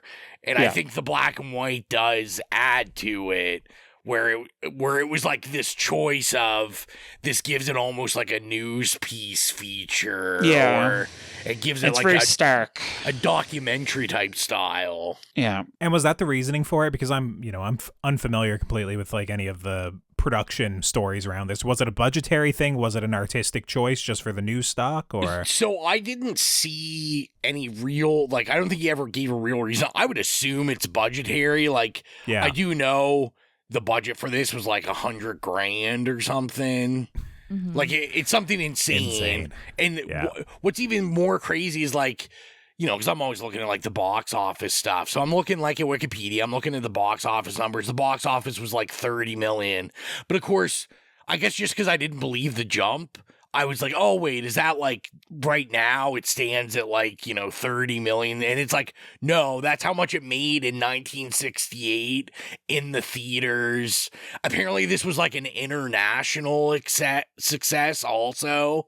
It did double internationally. Wow. The best fact I saw about Money-Wise was that it made 263 times its budget back. Holy crap. So basically Romero's out here doing amazing films such as, nowadays Avatar. Well, and that's kind of how I felt with the movie. Like, I was watching it like, oh, this is a testament of, like, indie filmmaking for a lot of it, especially when I was starting, right? Where, I was remarking about, like, static shots of cars. I was like, oh, this looks good. It's not, like, all shaky and shitty and whatnot. Like, there's some artistry here. But as the movie goes on, this is, like, low budget, but, like, the maximum impact, like, you can get with the budget. Yeah. And I think, like, doing the black and white style really helped him out here, because there's so many aspects just, like, you would have had to be worrying constantly about lighting or color consistency, or some of these gore effects and whatnot may not have worked like the same in a full, like, color palette. But even like stuff like the fire effects and the explosions, I was shocked when I was watching this movie how much was in it. Even just stuff like, oh, there's a nude woman wandering around as like a ghoul. I was like, I'm kind of surprised to see that in a 60s movie. Right. It gets kind of gorier than I expected at times. There was just parts when I was watching it that I didn't realize so much of what we attribute to zombie movies was actually set up in this movie. Like it's actually like it's pretty much all there. Like there's major plot points from like something like The Walking Dead season 2 that are just directly ripped from this movie. That I was just very impressed with when I was watching it. It's definitely like low budget, but like a big impact for what the money is. I can't believe that it was made for that amount of money. Yeah, the vibe of this is similar to something that I talked about like maybe 2 months ago that was around the same time. I can't remember the exact year now, but Carnival of Souls. And it's another one that went into the public domain because of like stupid technical bullshit. But I think both of those, and again, another black and white maximum impact, like really artistic film. And I just think it's funny that they both have a really similar vibe, and they're both very groundbreaking and have elements to them that have been copied like 20 times over in every genre since. And they were both made because the director of that and Romero, both before they made these films, were doing like industrial films. So they weren't doing like art films or like, that sort of thing. It's like they were purely making like commercial, like industrial stuff. And then they made these like crazy horror movies that just ended up being like complete vibes and like changed the landscape. You know what else he was making before that though? Episodes of Mr. Rogers. Shout out to Romero. Also that. Dang. You gotta start somewhere. But I think it's pretty punk rock, like just being, making this indie movie and it being so successful. And like you said, changing kind of everything about movies and horror we know today. But what I liked about, like, first of all, the budget being black and white, they use chocolate syrup for the blood. So there's so many ways you can kind of cut corners and save money there. But also Romero always works with the same kind of people. It's like a local Pittsburgh community. That's where Greg Nicotero came from. And the cops that they use in this movie were real cops. And all the extras, all the zombies are just like random people that they asked to come do this movie. They had no idea. So a lot of the ghouls... Some of them are also the cast members of the movie. Like, I didn't know that until today. I was looking at something else and I was like, oh my God, what's her face? The wife from downstairs. The wife from the cellar. What's her name? Helen Cooper. Helen. She plays one of the zombies outside. Yep. Yeah. Which I didn't They're notice. there several the times. one eating the bug. They changed and clothes. Yeah, and the daughter plays the corpse that they find upstairs. Like, what the fuck? I saw that too, which was crazy. I was like, I've been watching this all these years and like had no idea that some of the zombies in the crowd were actually them. Like, it's nuts. They're like, hey, come help us with this film and we'll let you eat some cooked ham and chocolate syrup. Yeah. Yum. Apparently I was reading that's what the meat was, cooked ham. And they said, I guess they were saying that they probably would have rathered it being human insides. They said it was like absolutely, I can only imagine too, like they just probably cooked a ham and then used it for the whole shoot. And I saw Romero said that it was just like that with the chocolate sauce, like people were puking and they was just like, they said it was just fucking putrid. Rancid. I've been on a number of film sets nowadays. Cooked ham with some chocolate sauce might be better than catering every now and then. Oh, no. Yikes. Jeez. But Colton, you mentioned Yeah. Walking Dead season 2, the one with the farmhouse. I'm a big fan of Walking Dead. I'm a big fan of zombie movies in general. And when I saw this for the first time, something clicked, and I was like, everything we know about zombies is from Night of the Living Dead. Yeah. And zombies before this, like the movie I Walk with a Zombie, it was a very different concept for zombies. So Romero basically invented like the zombie in like movie cinema and horror that like we have today. So that's pretty crazy as well. Well, yeah, when I was watching this though, I we keep saying zombies. They don't actually use the term zombie at any point in this movie, right? They don't. So when I was watching it, I was kind of like, oh, is there going to be ghouls? Ghouls. What is a ghoul? Yeah, let's not get into that again. What exactly is a ghoul? But yeah, when I was watching it, I was like, oh, is there going to be an explanation that they like to eat brains at some point in this movie? Are they going to be winding up being somewhat verbalizing by the end of the movie, being like brains or any of this sort of shit, right? I was looking for all of the hallmarks of kind of modern zombie movies, or at least like 90s zombies movies and whatnot. But it was interesting where a lot of the ideas were there, but some of the parts that I don't really like about zombie movies weren't really in this. So I wonder, when do people start calling them zombies? When do they start eating brains? When are they always decaying, rotting flesh sort of thing? It was so much of it was there, but also a couple of like hallmarks or keystones of like what people kind of attribute the zombie movies wasn't there yet. So it was an interesting kind of case study for me watching it. The title zombie, like people calling people zombies, came from like, is it Spanish or Italian? I think it's Italian, the zombie movie, like the zombie movies. Yeah. So and they were inspired by obviously Night of the Living Dead, but I think that's when that all officially became a thing. Changed. Basically. Yeah. It's just because a lot of movies nowadays, you'll make a zombie movie, but you still won't ever use the term zombie in the movie, right? It's actually kind of rare to watch a zombie movie and hear them call them zombies. It's true. I was going to say, I had written down just as I was, watching the movie, and I wrote some thoughts, and then I was kind of like researching it about. I did make a list of like the three, what I would think are like the three most important things, like iconography wise, for zombie movies that this movie like kind of brought into existence. So it was, number one was headshots. This was the first thing that, you got to shoot them in the head, although no one listens. Yeah. And I thought it was interesting that even sometimes when they'd get impaled in the head, all the eyes would still be wandering, and it wasn't like just immediately dead. There was like it seemed like the brain was slowly shutting down sort of thing, or maybe not even shutting down at all if it wasn't a good enough hit. But I thought that was interesting. It was something that I noted. The second thing I written down was mass infection. This was like the first mass infection for what we know as zombies. And then third, just societal collapse. And obviously these are traits that it might be actually illegal to make a zombie movie without any of these things now. Certain agencies might just scoop you up and arrest you now. So I will say, where this movie ends, it doesn't end on complete societal collapse, or at least it's not leaning one way or the other. These cops are loving their lives now, where they just get to shoot people all the time. But there is like, we were just talking all day yesterday about how like this is just ice. Dude, it's bumming me out right now. I was like, it's so listen, fucking like just. We'll get into the woke discussion here in a minute. Oh God.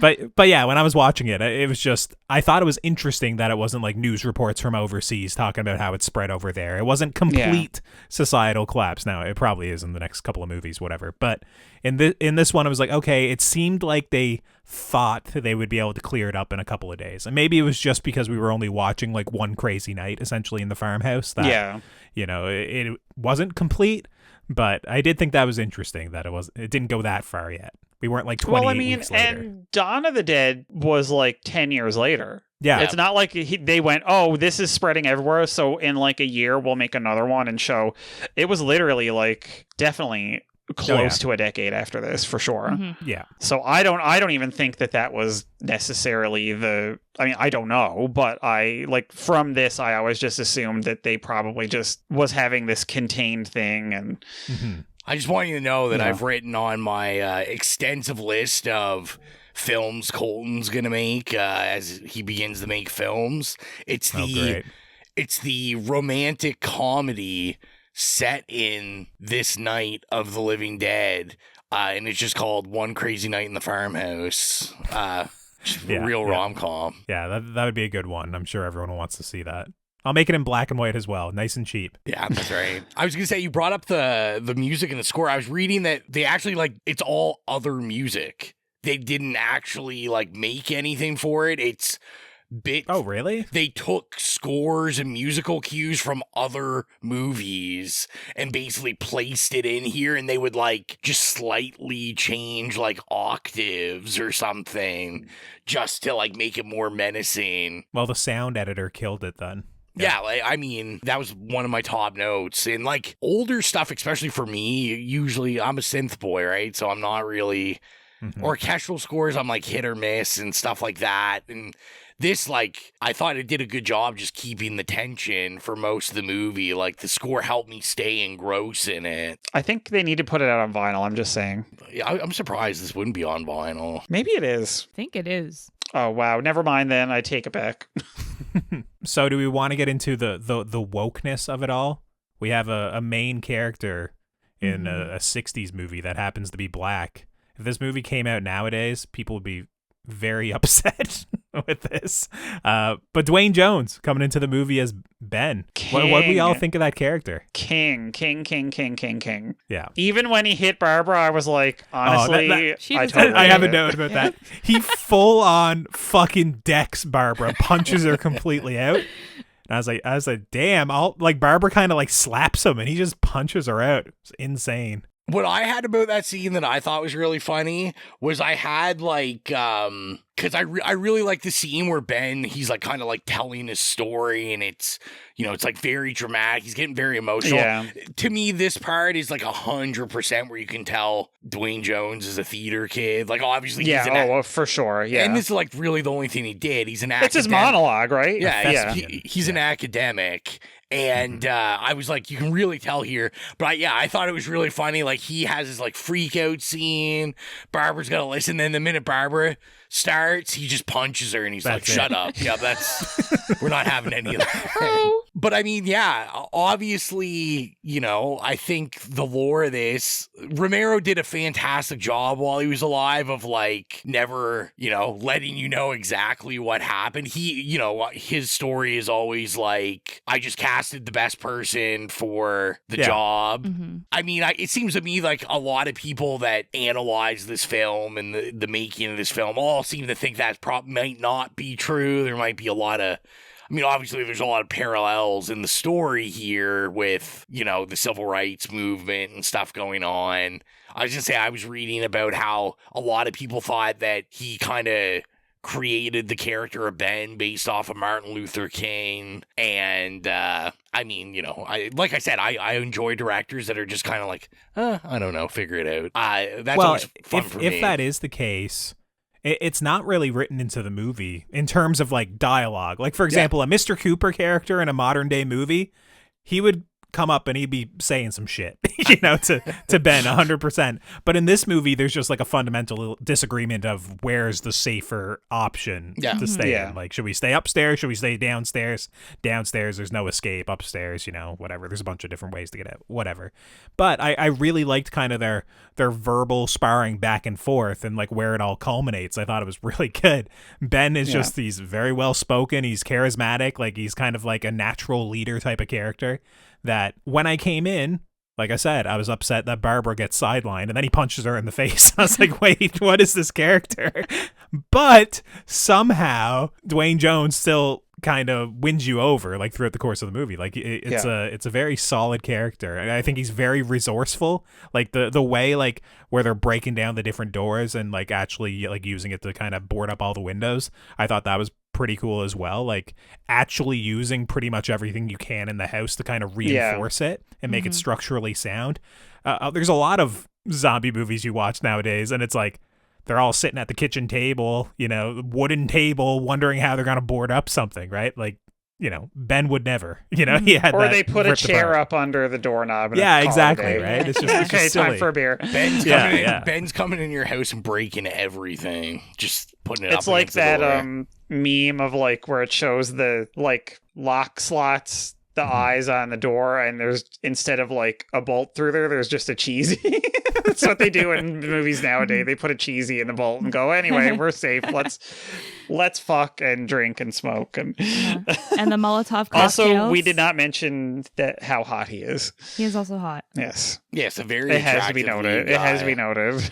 I was going to say, too, on Colton's point, I thought was really interesting, because you're right. I was like, if this was Rob Zombie's Night of the Living Dead, I mean, Quentin Tarantino couldn't even dream of how many N-words would be in this movie. And that's kind of what I'm getting at. Like, imagine, like, nowadays, it's like a Texan downstairs in this house, right? He comes up and sees Ben here. Like, this is a very different movie. You know? I thought it was very interesting, like, just the dialogue and the filmmaking and the way, like, when they're arguing, it's like you don't need to have them say that, because you kind of felt it, because it would linger. It's Jones, right? That was the guy he was arguing with, Mr. Jones. Cooper, Cooper, wasn't it? Yeah. No. Yeah. Me and Mr. Jones. Cooper. Sorry, I thought you were talking about. He wants it to be Jones. Yeah. Oh, you thought I was talking about Counting Crows hit single. Yeah, no. Yes, yeah, exactly. What was his name? What did we just say it was? Cooper. Mr. Cooper, and then Henry Tom Cooper is the one with the bad haircut. Yeah. Oh, yeah, I have a note about that one. But no, like, they would say something, and then it would kind of, like, linger on Henry, like, looking at him, and you're like, and like, I just watching it, I'm like, you can just feel the racism radiating out of this guy's body, and I just think that's more compliments to, like, smart writing, because one of the reasons I don't believe Romero's speech on this is because everything I saw said it's pretty well documented that once he knew he was casting Dwayne Jones, he totally rewrote this character and what happens with this character. Like, apparently it was a totally different role if it was going to be a different lead, and that he went back and rewrote it. So I'm on to you, corpse of Romero. Either way, I think it's pretty powerful that, he's, first of all, like you said, it's unheard of to have a black man play like a heroic protagonist in a movie, especially a horror film. And he just takes over everything. He's fucking badass. He's hot. He knows how to handle Barbara. And he just challenges he knows how everybody. to nail stuff. Yeah, and he survives everything. And then at the very end, like, it's so tragic because he would have survived, but he gets killed by a piece of shit white guy. So it's tragic, but I don't know. It's pretty powerful as well. Oh yeah, I thought it was a crazy ending. We'll get there eventually, but yeah, with Ben, I loved how capable he was, and then just like, he comes in the movie, he takes a tire iron, just goes out and beats the shit out of like 2 or 3 different. There's multiple zombies. of them out there. He's like, I can handle those. Yeah, like, he goes out, takes out 3 by himself. He's the one that figures out with the fire. Where I was like, what is happening in this movie at this moment? Where essentially he's lighting the chair on fire on the front porch. I was like, is this guy just trying to burn the house down? Like, you guys are all going to be fucked when this old cabin catches fire here in 2 minutes. But the fact that he puts it out there, kicks it forward, notices that there's a reaction to the fire, something that I don't see often in zombie movies either, Yeah. But it was an interesting, like, once again, a very industrious, capable character in Ben. And it was smart that you have that shot of the zombies, like, beating up the headlights on his car. And that's probably when it clicks to him, oh, they don't like light. So then he does all the fire stuff. I think that was cool. Yeah, it's good stuff. So I said I had it in my notes. I just want to talk Tom for 1 second. Okay. This must have been, as we said, this is a very influential movie. This had to be the inspiration for Lloyd Christmas's haircut in Dumb and Dumber. I agree. It has to be. This is such a bad haircut. I saw this guy. I was like, he's fresh out of Supercuts. It's tough. It's like the haircut mixed with like the little tighter shirt going on. He's definitely the way rocking... that he's such a pushover as well. Yeah. Like he's such a little bitch. Damn. Yeah. I mean, he is until he isn't. Yeah. But like kind of towing the line for Mr. Cooper and like just basically like, oh, Mr. Cooper, Mr. Cooper, Mr. Cooper. I was like, God, this guy sucks. Fuck Mr. Cooper. P.S. Yeah, I have multiple notes about Mr. Cooper. It's like, yes, Ben beat up Mr. Cooper. It's like, oh, can't believe Ben actually shot Mr. Cooper. Yeah, no, it's just so many notes about Mr. Cooper. I hated that character. And then, yeah, Tom, I didn't hate him as much, obviously. He gets a little bit more endearing, or at least, he puts his life on the line. He's not quite as much of a coward. But yeah, his dumb haircut is just it's tough to watch. I felt like Mr. Cooper had big Frank energy from Blue Velvet, honestly. That's who he reminded me of. I like that. I like that comparison. Now, I mean, speaking of Tom, like, obviously, when Tom and his partner there, what was his partner's name? I can't remember. Helen. Anybody. Oh, no. Judy. No. Judy. Okay. Yeah. Tom and Judy. Why did I think Judy was the kid? I don't know. Karen. That's Karen. Yeah. But like Tom and Judy, the scene where they ultimately, meet their demise, which crazy scene, by the way. Like, yeah. Crazy good. I love it. I'm like, they're lucky what the fuck? They're lucky they didn't die beforehand, because if I'm trying to unlock a gas thing, I'm probably not shooting it with a shotgun. If there's anything video games have taught me, it's don't fire at a gas tank or anything with gas unless in you're it. trying to blow up the zombies.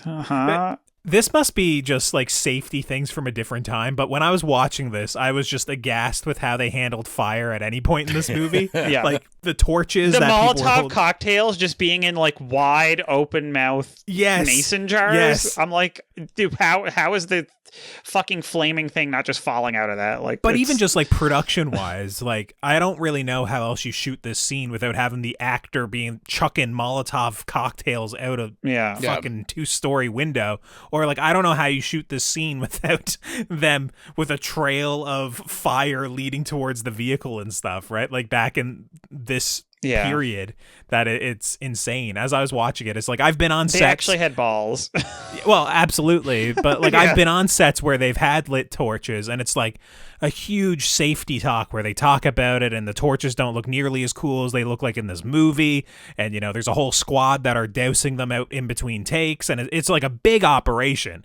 They definitely never had that on the go in this movie. When I'm watching it, I'm just aghast with like how much, fire stuff there is, Because when they shot this, they're like, here's a table leg with a rag around it. We're going to light it on fire. Have Absolutely. fun. 100%. That's what they did. Especially the scene with the truck and he's out like touching people with it. I was like, oh my God, that person probably not is just actually touching on people, fire. like people catching on fire in 1968. Well, that's what I'm saying, right? Like it didn't.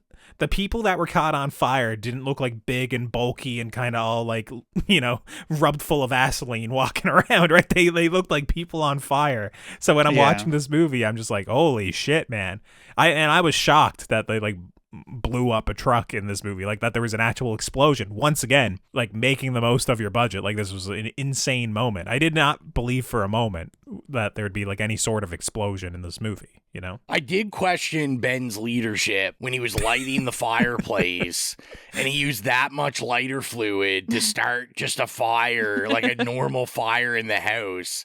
I was like, are we sure we trust this guy? Because out of anyone, he's the loosest with the fire. He's just I'm going to light this on fire. I'm going to light this on fire. Like, maybe he's a bit of a pyro. Yeah, a little pyro there. But back to what I was saying. Yes, the Judy and Tom death scene. I would like, I've seen bits and parts of that. Obviously, like that's like whenever you're watching, like top horror movies of all time, or like any like kind of compilation list show, like there's iconic scenes they show, and it's always like the zombies like eating people and stuff. But I was still seeing this, like it's kind of our shock as we continue to say, it's just I didn't expect it to be like this gory and this like awesome, really. Like I thought this just looked awesome. I was shocked. Like I said, I haven't seen that this truck exploded in anything. I've seen the shots of, the ghouls wandering towards the house. I've seen the shots of them like kind of in profile, all eating, bits of viscera. I've seen the multiple shots of like Ben with the gun, like shooting through the windows and stuff like that. But I haven't seen the exploding truck and like the fire and the whole like stunt around how this all happens. So when I was watching it, I was just like, once again, I was like, good on you. Like this is insane for this sort of movie. And throwing a like rug over the line of fire. Yeah. on the ground. I was like, oh, and God once love again, you like for trying. that's the actor just there with a rug, like stamping it out. Like, you know, you would never get that nowadays. There would be so much around the actor just stamping out a rug on a bit of fire. You would never get it. Like, it would be like, we got to bring the stunt double in. We got to do a close up on the foot in the rug. You'd never shoot it from like a wide. You know, it was just as I was watching it, it was just my production brain was just going like, holy shit, how did they do this? And the answer is just like, this was just the way they did it. You know, clearly there was some sort of like injury at some point with fire on set that changed everything, how they handle all these like open flames. But at this point in time, this was just the way they did it. They all and just it was played super straws. They're like, who gets the short who's getting lit on fire today, fellas? Yeah. Who's getting lit on fire, and then their compensation is cold ham with chocolate sauce on it. So, I mean, I guess to jump from one gore to the other, I will say I've never seen a clip of it. I heard wrong, let's be realistic, or my mind's twisted it up. So I always knew the daughter in the basement turned into a zombie. Mm-hmm. And I've heard, you know, the like, oh my God, like when this hit in 1968, like people were shocked and appalled. And for some reason, I thought like she eats the mother, but this is like way more brutal than that. I thought, and like, I really was not expecting this at all. Like how long it went on of her just bludgeoning her with the garden hoe. Mm-hmm. Yeah. And then you see the body afterwards, and like it's still sticking out of the chest, and it's fucking brutal. It's shocking. I agree. I thought that whole I basically said, oh, this is very dire. That was my response. Like, oh, like this is not good. Like Ben shoots Mr. Cooper, he falls down the stairs, his daughter gnaws off his arm,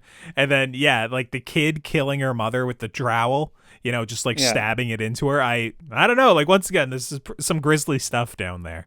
And how long they linger on it, and once again the gore effects, even though they're, you know, I guess limited in what they could have done at the time. It's all composed and shot very well. Once again, the score and the camera work, it all really sells it, where I was like, holy shit, like this is a good horror sequence down here. Yeah, it's wonderful. Well, I can't stop going back to people getting lit on fire, because I was looking, I had notes written down, but I also had like pages open reading facts about it and stuff, and I just saw that one of the facts was most actors were unpaid while filming this, and I just thought about you being unpaid, and then it's like, well, we're gonna light you on fire today. Yeah, just a different time, you know.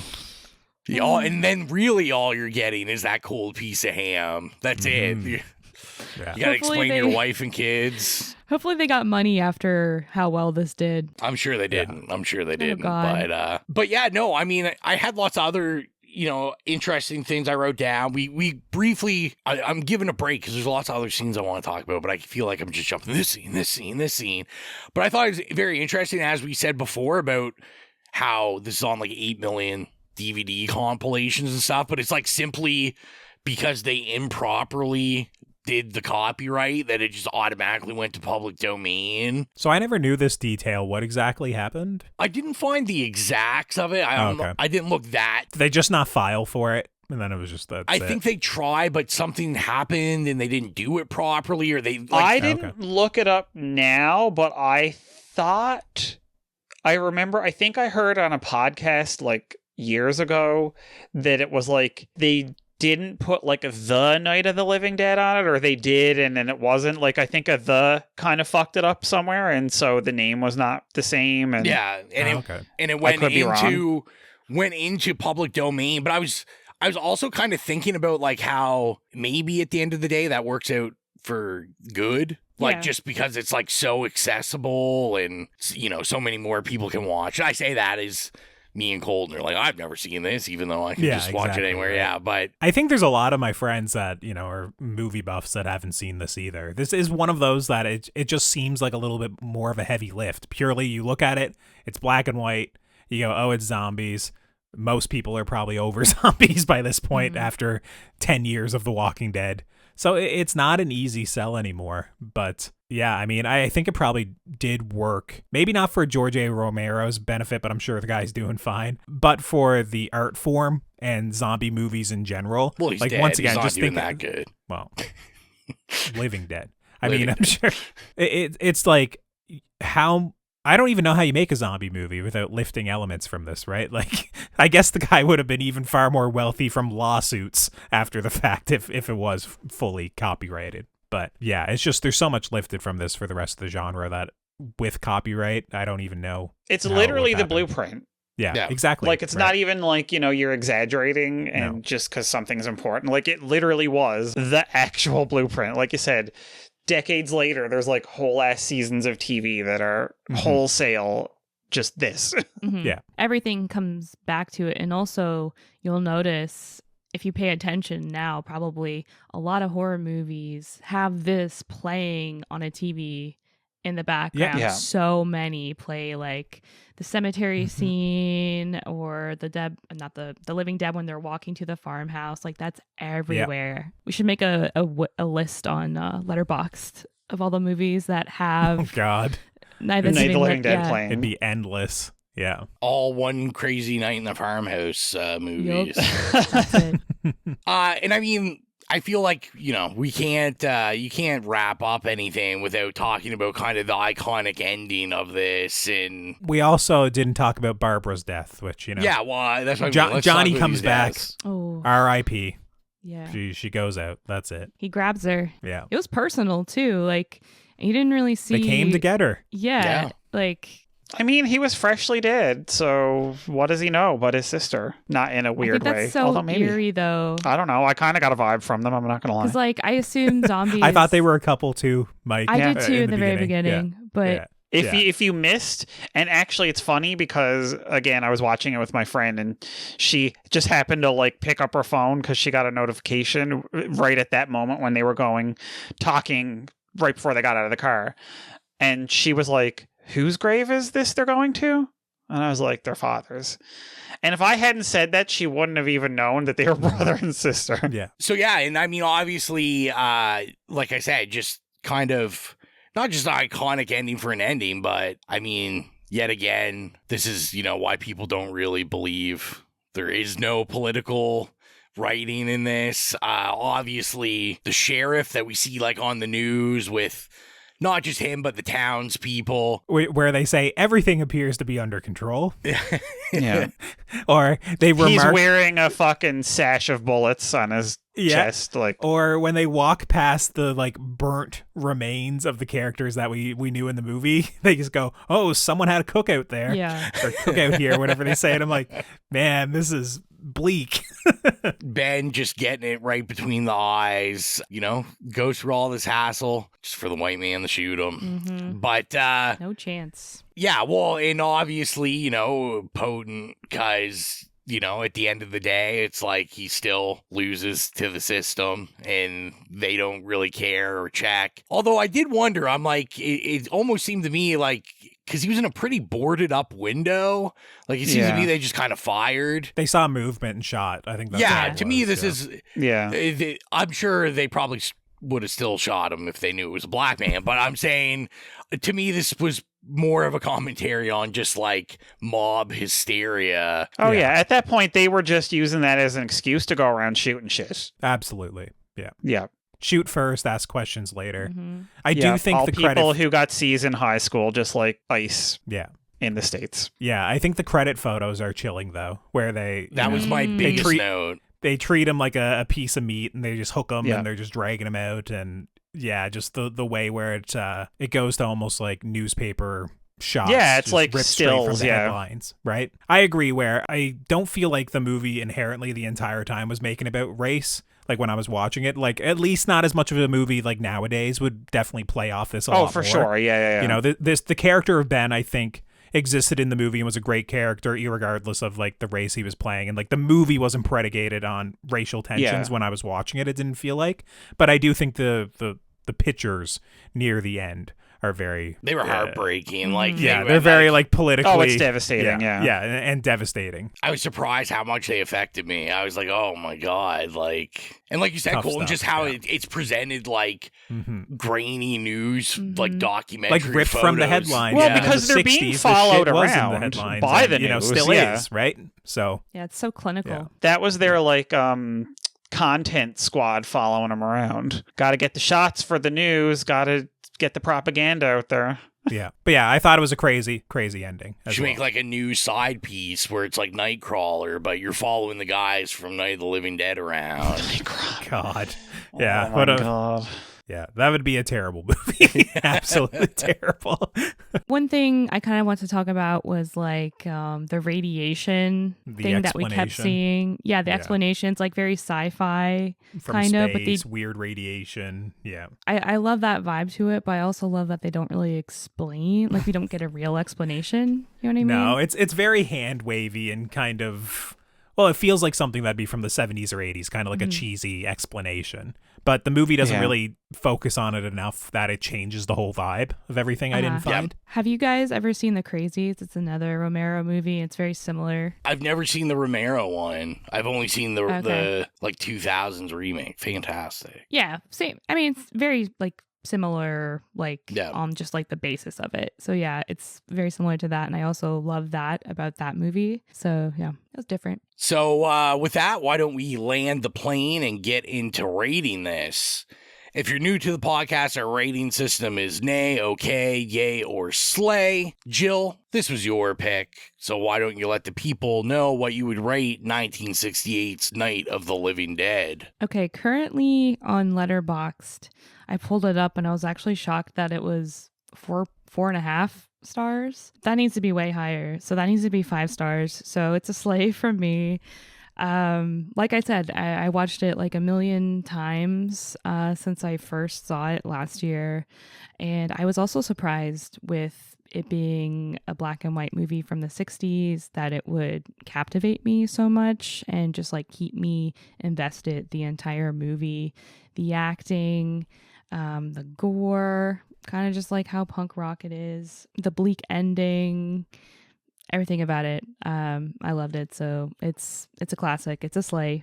What about you, Mike? Obviously, slay, total slay. I loved it the first time I saw it when I was like 9 or 10 or whatever. And I'm shocked. But that, to me, that speaks of how good it is, because even a kid who just sees this randomly on TV, just like knowing the name Night of the Living Dead from like hearing people talk about it all the time, like I shouldn't have liked this as a kid, because it is a black and white movie, and it, it's not like I had watched Freddy Krueger and stuff at the point. This was like a completely different ball game. But even a child watching this could like get completely sucked into it and like terrified by it. And I remember I didn't watch it for a few years, and then I was like, oh, I'm, not going to find this as scary anymore. And I'm like, no, it's actually really effective. Like, it has never, the thrill of it has never been dulled. Like, it's just such a sharp edge. Not only is it the blueprint, but it is that good. Like, the script is great. The cinematography is great. The effects are great. The tension is great. And I love a single location setting movie. Love it. Or book, anything. Like, just throw the characters in one place where they're trapped, and I just think, again, it kind of has that like vaguely theatrical, like as in the theater feel to it. I just love a trapped movie. So yeah, totally like Daddy Romero. Yep, he did the thing. Colton, what about you? Yeah, this is one that I was very surprised by and very impressed by as well. As I've already mentioned, I have a really hard time watching what I'd call older movies. It's very rare that I watch something that I think that it holds up to like my sensibilities. There's like, a 12 Angry Men or something, or Sunset Boulevard, or I don't know. There's certain ones I can pick out that I really enjoy, but it's rare. And this one's gonna make the list. I thought it was excellent. I thought it was a very good movie. I thought the score was chilling, even if it wasn't made for this specific movie. I thought it was very fitting and very unnerving. It has great pacing. A little bit bogged down at one point when they're all talking in the house. Just but whatever. I really enjoyed it. The writing was good. Lots of action. The gore was crazy. It felt very modern sensibilities, which is, in my way of saying things, is very complimentary, where it's just like, once again, it's kind of for my sensibilities, which maybe isn't honed for these sorts of movies a lot of the time, or like movies from this era. And just like the escalation of fear and tension and suspense, a lot of movies don't have the restraint that George A. Romero showed here in terms of like letting moments breathe, letting characters get scared, letting the camera kind of ratchet things up alongside the tension, specifically in like that opening sequence was like masterfully done. And as someone who was watching this for the first time, I was absolutely shocked, just like how integral it was to completely spawning, you know, a genre that's kind of done to death now, right? That it's just, I was very impressed with how much of it just came back to this movie. So yeah, I'm going to slay it as well. I thought it was excellent. Like I said, very much enjoyed it. Masterful work. Yeah. Rowan, where are you landing on it? I mean, I think it's only appropriate if I land on an A or an okay or something, just to bring it down a little bit. I'm dialing Willow immediately. She'll come after me. I think we got a unanimous slay going on here. And I'll say this. I didn't go into this. I'm saying I didn't go into this being like, it's Night of the Living Dead, I gotta slay this, or people want to murder me. Mm-hmm. I really try to go into this like I need to be critical. I need to have something interesting other than, oh yeah, it spawned all this stuff. You're like, I gotta be a hater. Somewhat. And it was really hard to find something. Like, I liked it that much. I didn't start watching this till like 3 a.m. and it was like the perfect time. It's been like super foggy here all day today. You couldn't see through the fog. So all night it was like super foggy out the window and just like really added to the atmosphere. And I don't know what it is, but older black and white movies just always hit me awesome late at night because it makes me think about when I'm a kid and I like wake up and there's like some random black and white movie on the TV. I don't know what the hell's going on. And it was just, I really enjoyed it. I thought the tension was awesome. As everyone said, like the score, the acting was amazing. I do agree with Colton. There was times when they're just talking to each other that I was like, there's like a little lull here, which is almost like Romero's so good, it's kind of his own fault because like it's so tension filled at the beginning and stuff that I'm like, oh, okay. But also I appreciate it because there is that lull, but then it goes like back up again and he's definitely like playing with his food a bit. And I just think this is like masterful filmmaking and I can't believe took me this long to see it. I know, I'm shook. I already said last night, like, this is now, like, in my rotation. Like, I could see just putting this on, whether just to watch it or like, even as, like, background noise, like... You know what you have to do, though, Ro? Find one of the old public domain copies, not the beautiful Criterion one. Yeah. If you're putting it on in the background, just get the shittiest, like, garbage one from, like, 20 years ago and put that on. It's so much fun. I'm sure I probably own a couple of those on some pretty you've got those DVDs. Yeah. Put one of those DVDs. Get the 4K, but then put one of those garbage like $5 Walmart 100 horror movies DVDs, for $9.99. Like I'm sure. Yeah. I'm sure it's on there. So yeah, a unanimous slay from the squad. It's always exciting when that happens. So we told you what we thought about Night of the Living Dead, and we asked you what you thought, and we got answers. Horror Hound Holly P wrote in and on Instagram and said, capital letters, slay. So important for genre and for the time. Divorces for anyone that disagrees. So luckily, Holly, we're all happily wed. Yes, the family's still together, Holly. Don't worry. We're all still a family. No divorces today. And then over on Facebook, well, we had one special comment on. Oh my God! You don't have to read out my stepdad stuff. Come on. Yeah, we gotta give a shout out. CB Noble, who said, "Classic film, one of the top 10 zombie movies, not the top 10, like number one." What do you think? He must. But number one is within the top 10. Yeah. Do you think what's his number one? 28 Weeks Later? I mean, it certainly wasn't the new 28 Years Later. That's for sure. He hated that one. Oh, I don't know what Carvey's favorite zombie movie would be. Something with a lot of gore and action to it. But yeah, maybe like a 28 Days or 28 Weeks. I'm not sure. Oh, maybe like the Dawn of the Dead remake? Maybe. Yeah. What a sicko. Just a real gore hound. And then on Bluesky, we had Daniel Gorman 20 right in. and say one of the all-timer greats, and I will hear no dissent. Ooh, people are aggressive. I'm glad we all landed favorably on this one. Otherwise, we'd have a bit of a revolt on our hands. A coup. It would be the cancelization. I was about to say the cancellation of It Slays. Yeah, for real. And then over on Slasher, we had Jill's favorite social media. Social media of Gill. We had Use it all the time. Otis Driftwood, who wrote, "It's an excellent film. I'm not great with words to review something really, but it's just great. The black and white and the reveal of that first body at the top of the stairs in the darkness is absolutely amazing." Agreed. It made me immediately write down a note of I just was shocked that there was gore, period, but also that it was so early in the movie, and that with like the note from the score when it hits. Yeah, it's great. And then I've got one that I feel like I have to mention here. So we got one on our Near Dark episode. Someone wrote in, and I wanted to give them a shout out because they wrote in on Tumblr. Oh, yes. What? One of the greatest social media shout out to the Tumblr Tumblr users. We get, there's some people that like and share the stuff on Tumblr. I frequently when I go on Tumblr, it shows me the stuff, even if it's like a week old, and I always like it. I think. But they wrote in, and I had to give a shout out because they wrote, "Hey, I see some of you guys are from Nova Scotia." It said proud Scotian here. Nice. Or sorry, it says proud Scotian here that adores this movie. Big Near Dark person. And then I had thanked them, and then they had wrote back and said, "We need to figure out how to play Near Dark in a theater in Nova Scotia." Yeah. Yeah, I 100% agree with. So that's Rockin' Macabre is their Tumblr name.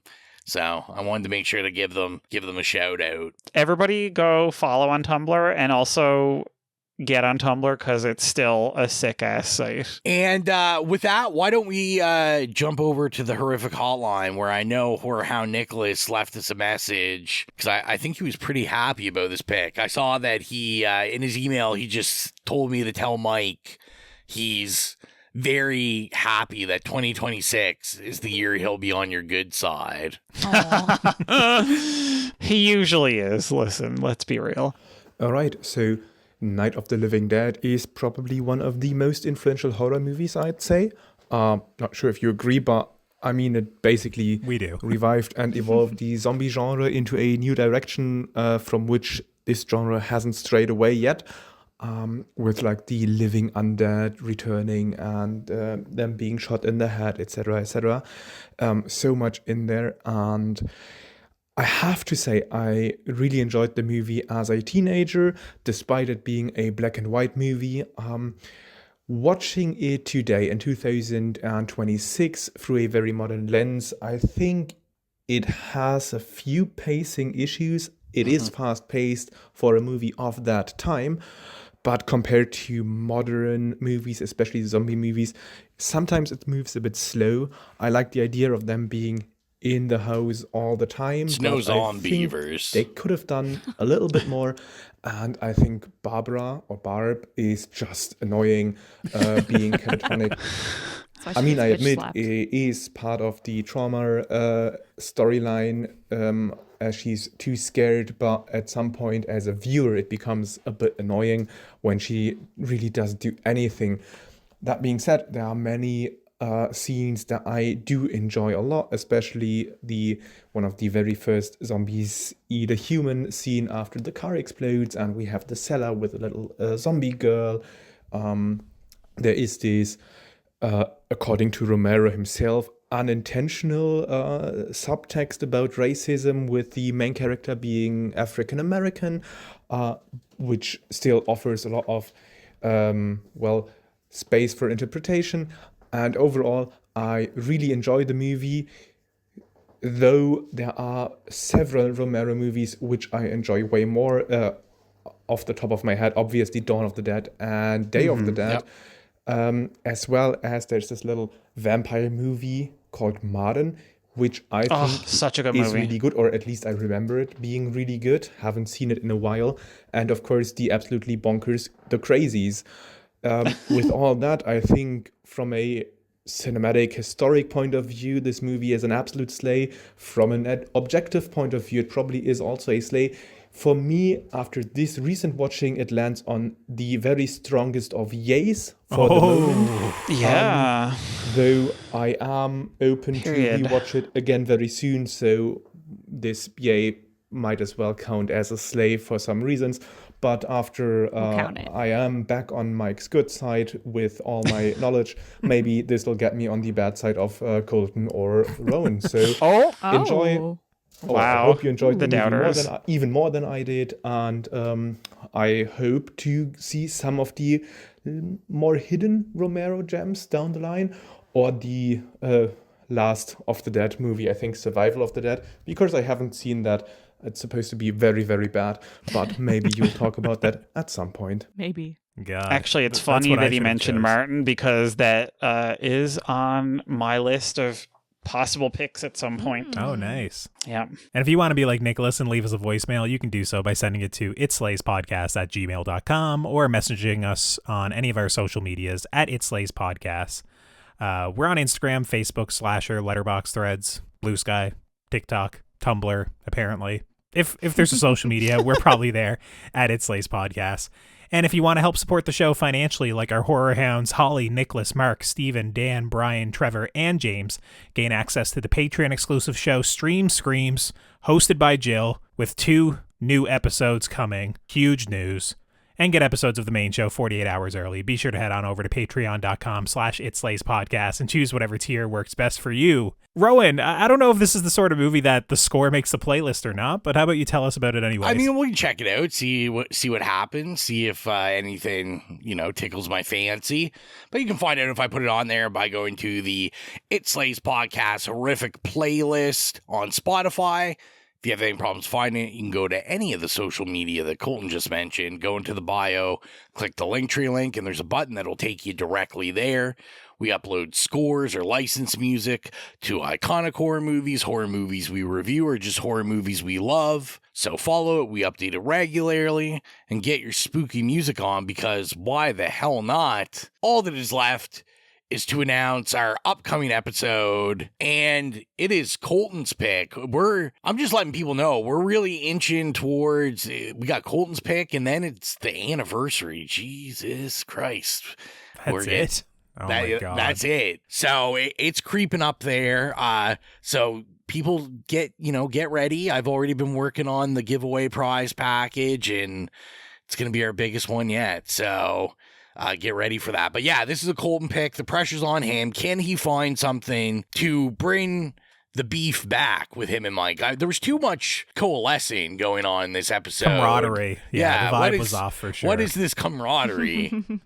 We're all way too nice to each other. So Colton, what do you got us watching? Listen, I don't know if it'll create a rift. I'm not very confident with this pick. Just so the listeners know, I wanted to choose Poltergeist, but Jill's discussing it on other shows, so I don't know. I feel like to watch it and then discuss it twice within like a couple of weeks is a bit of a lift.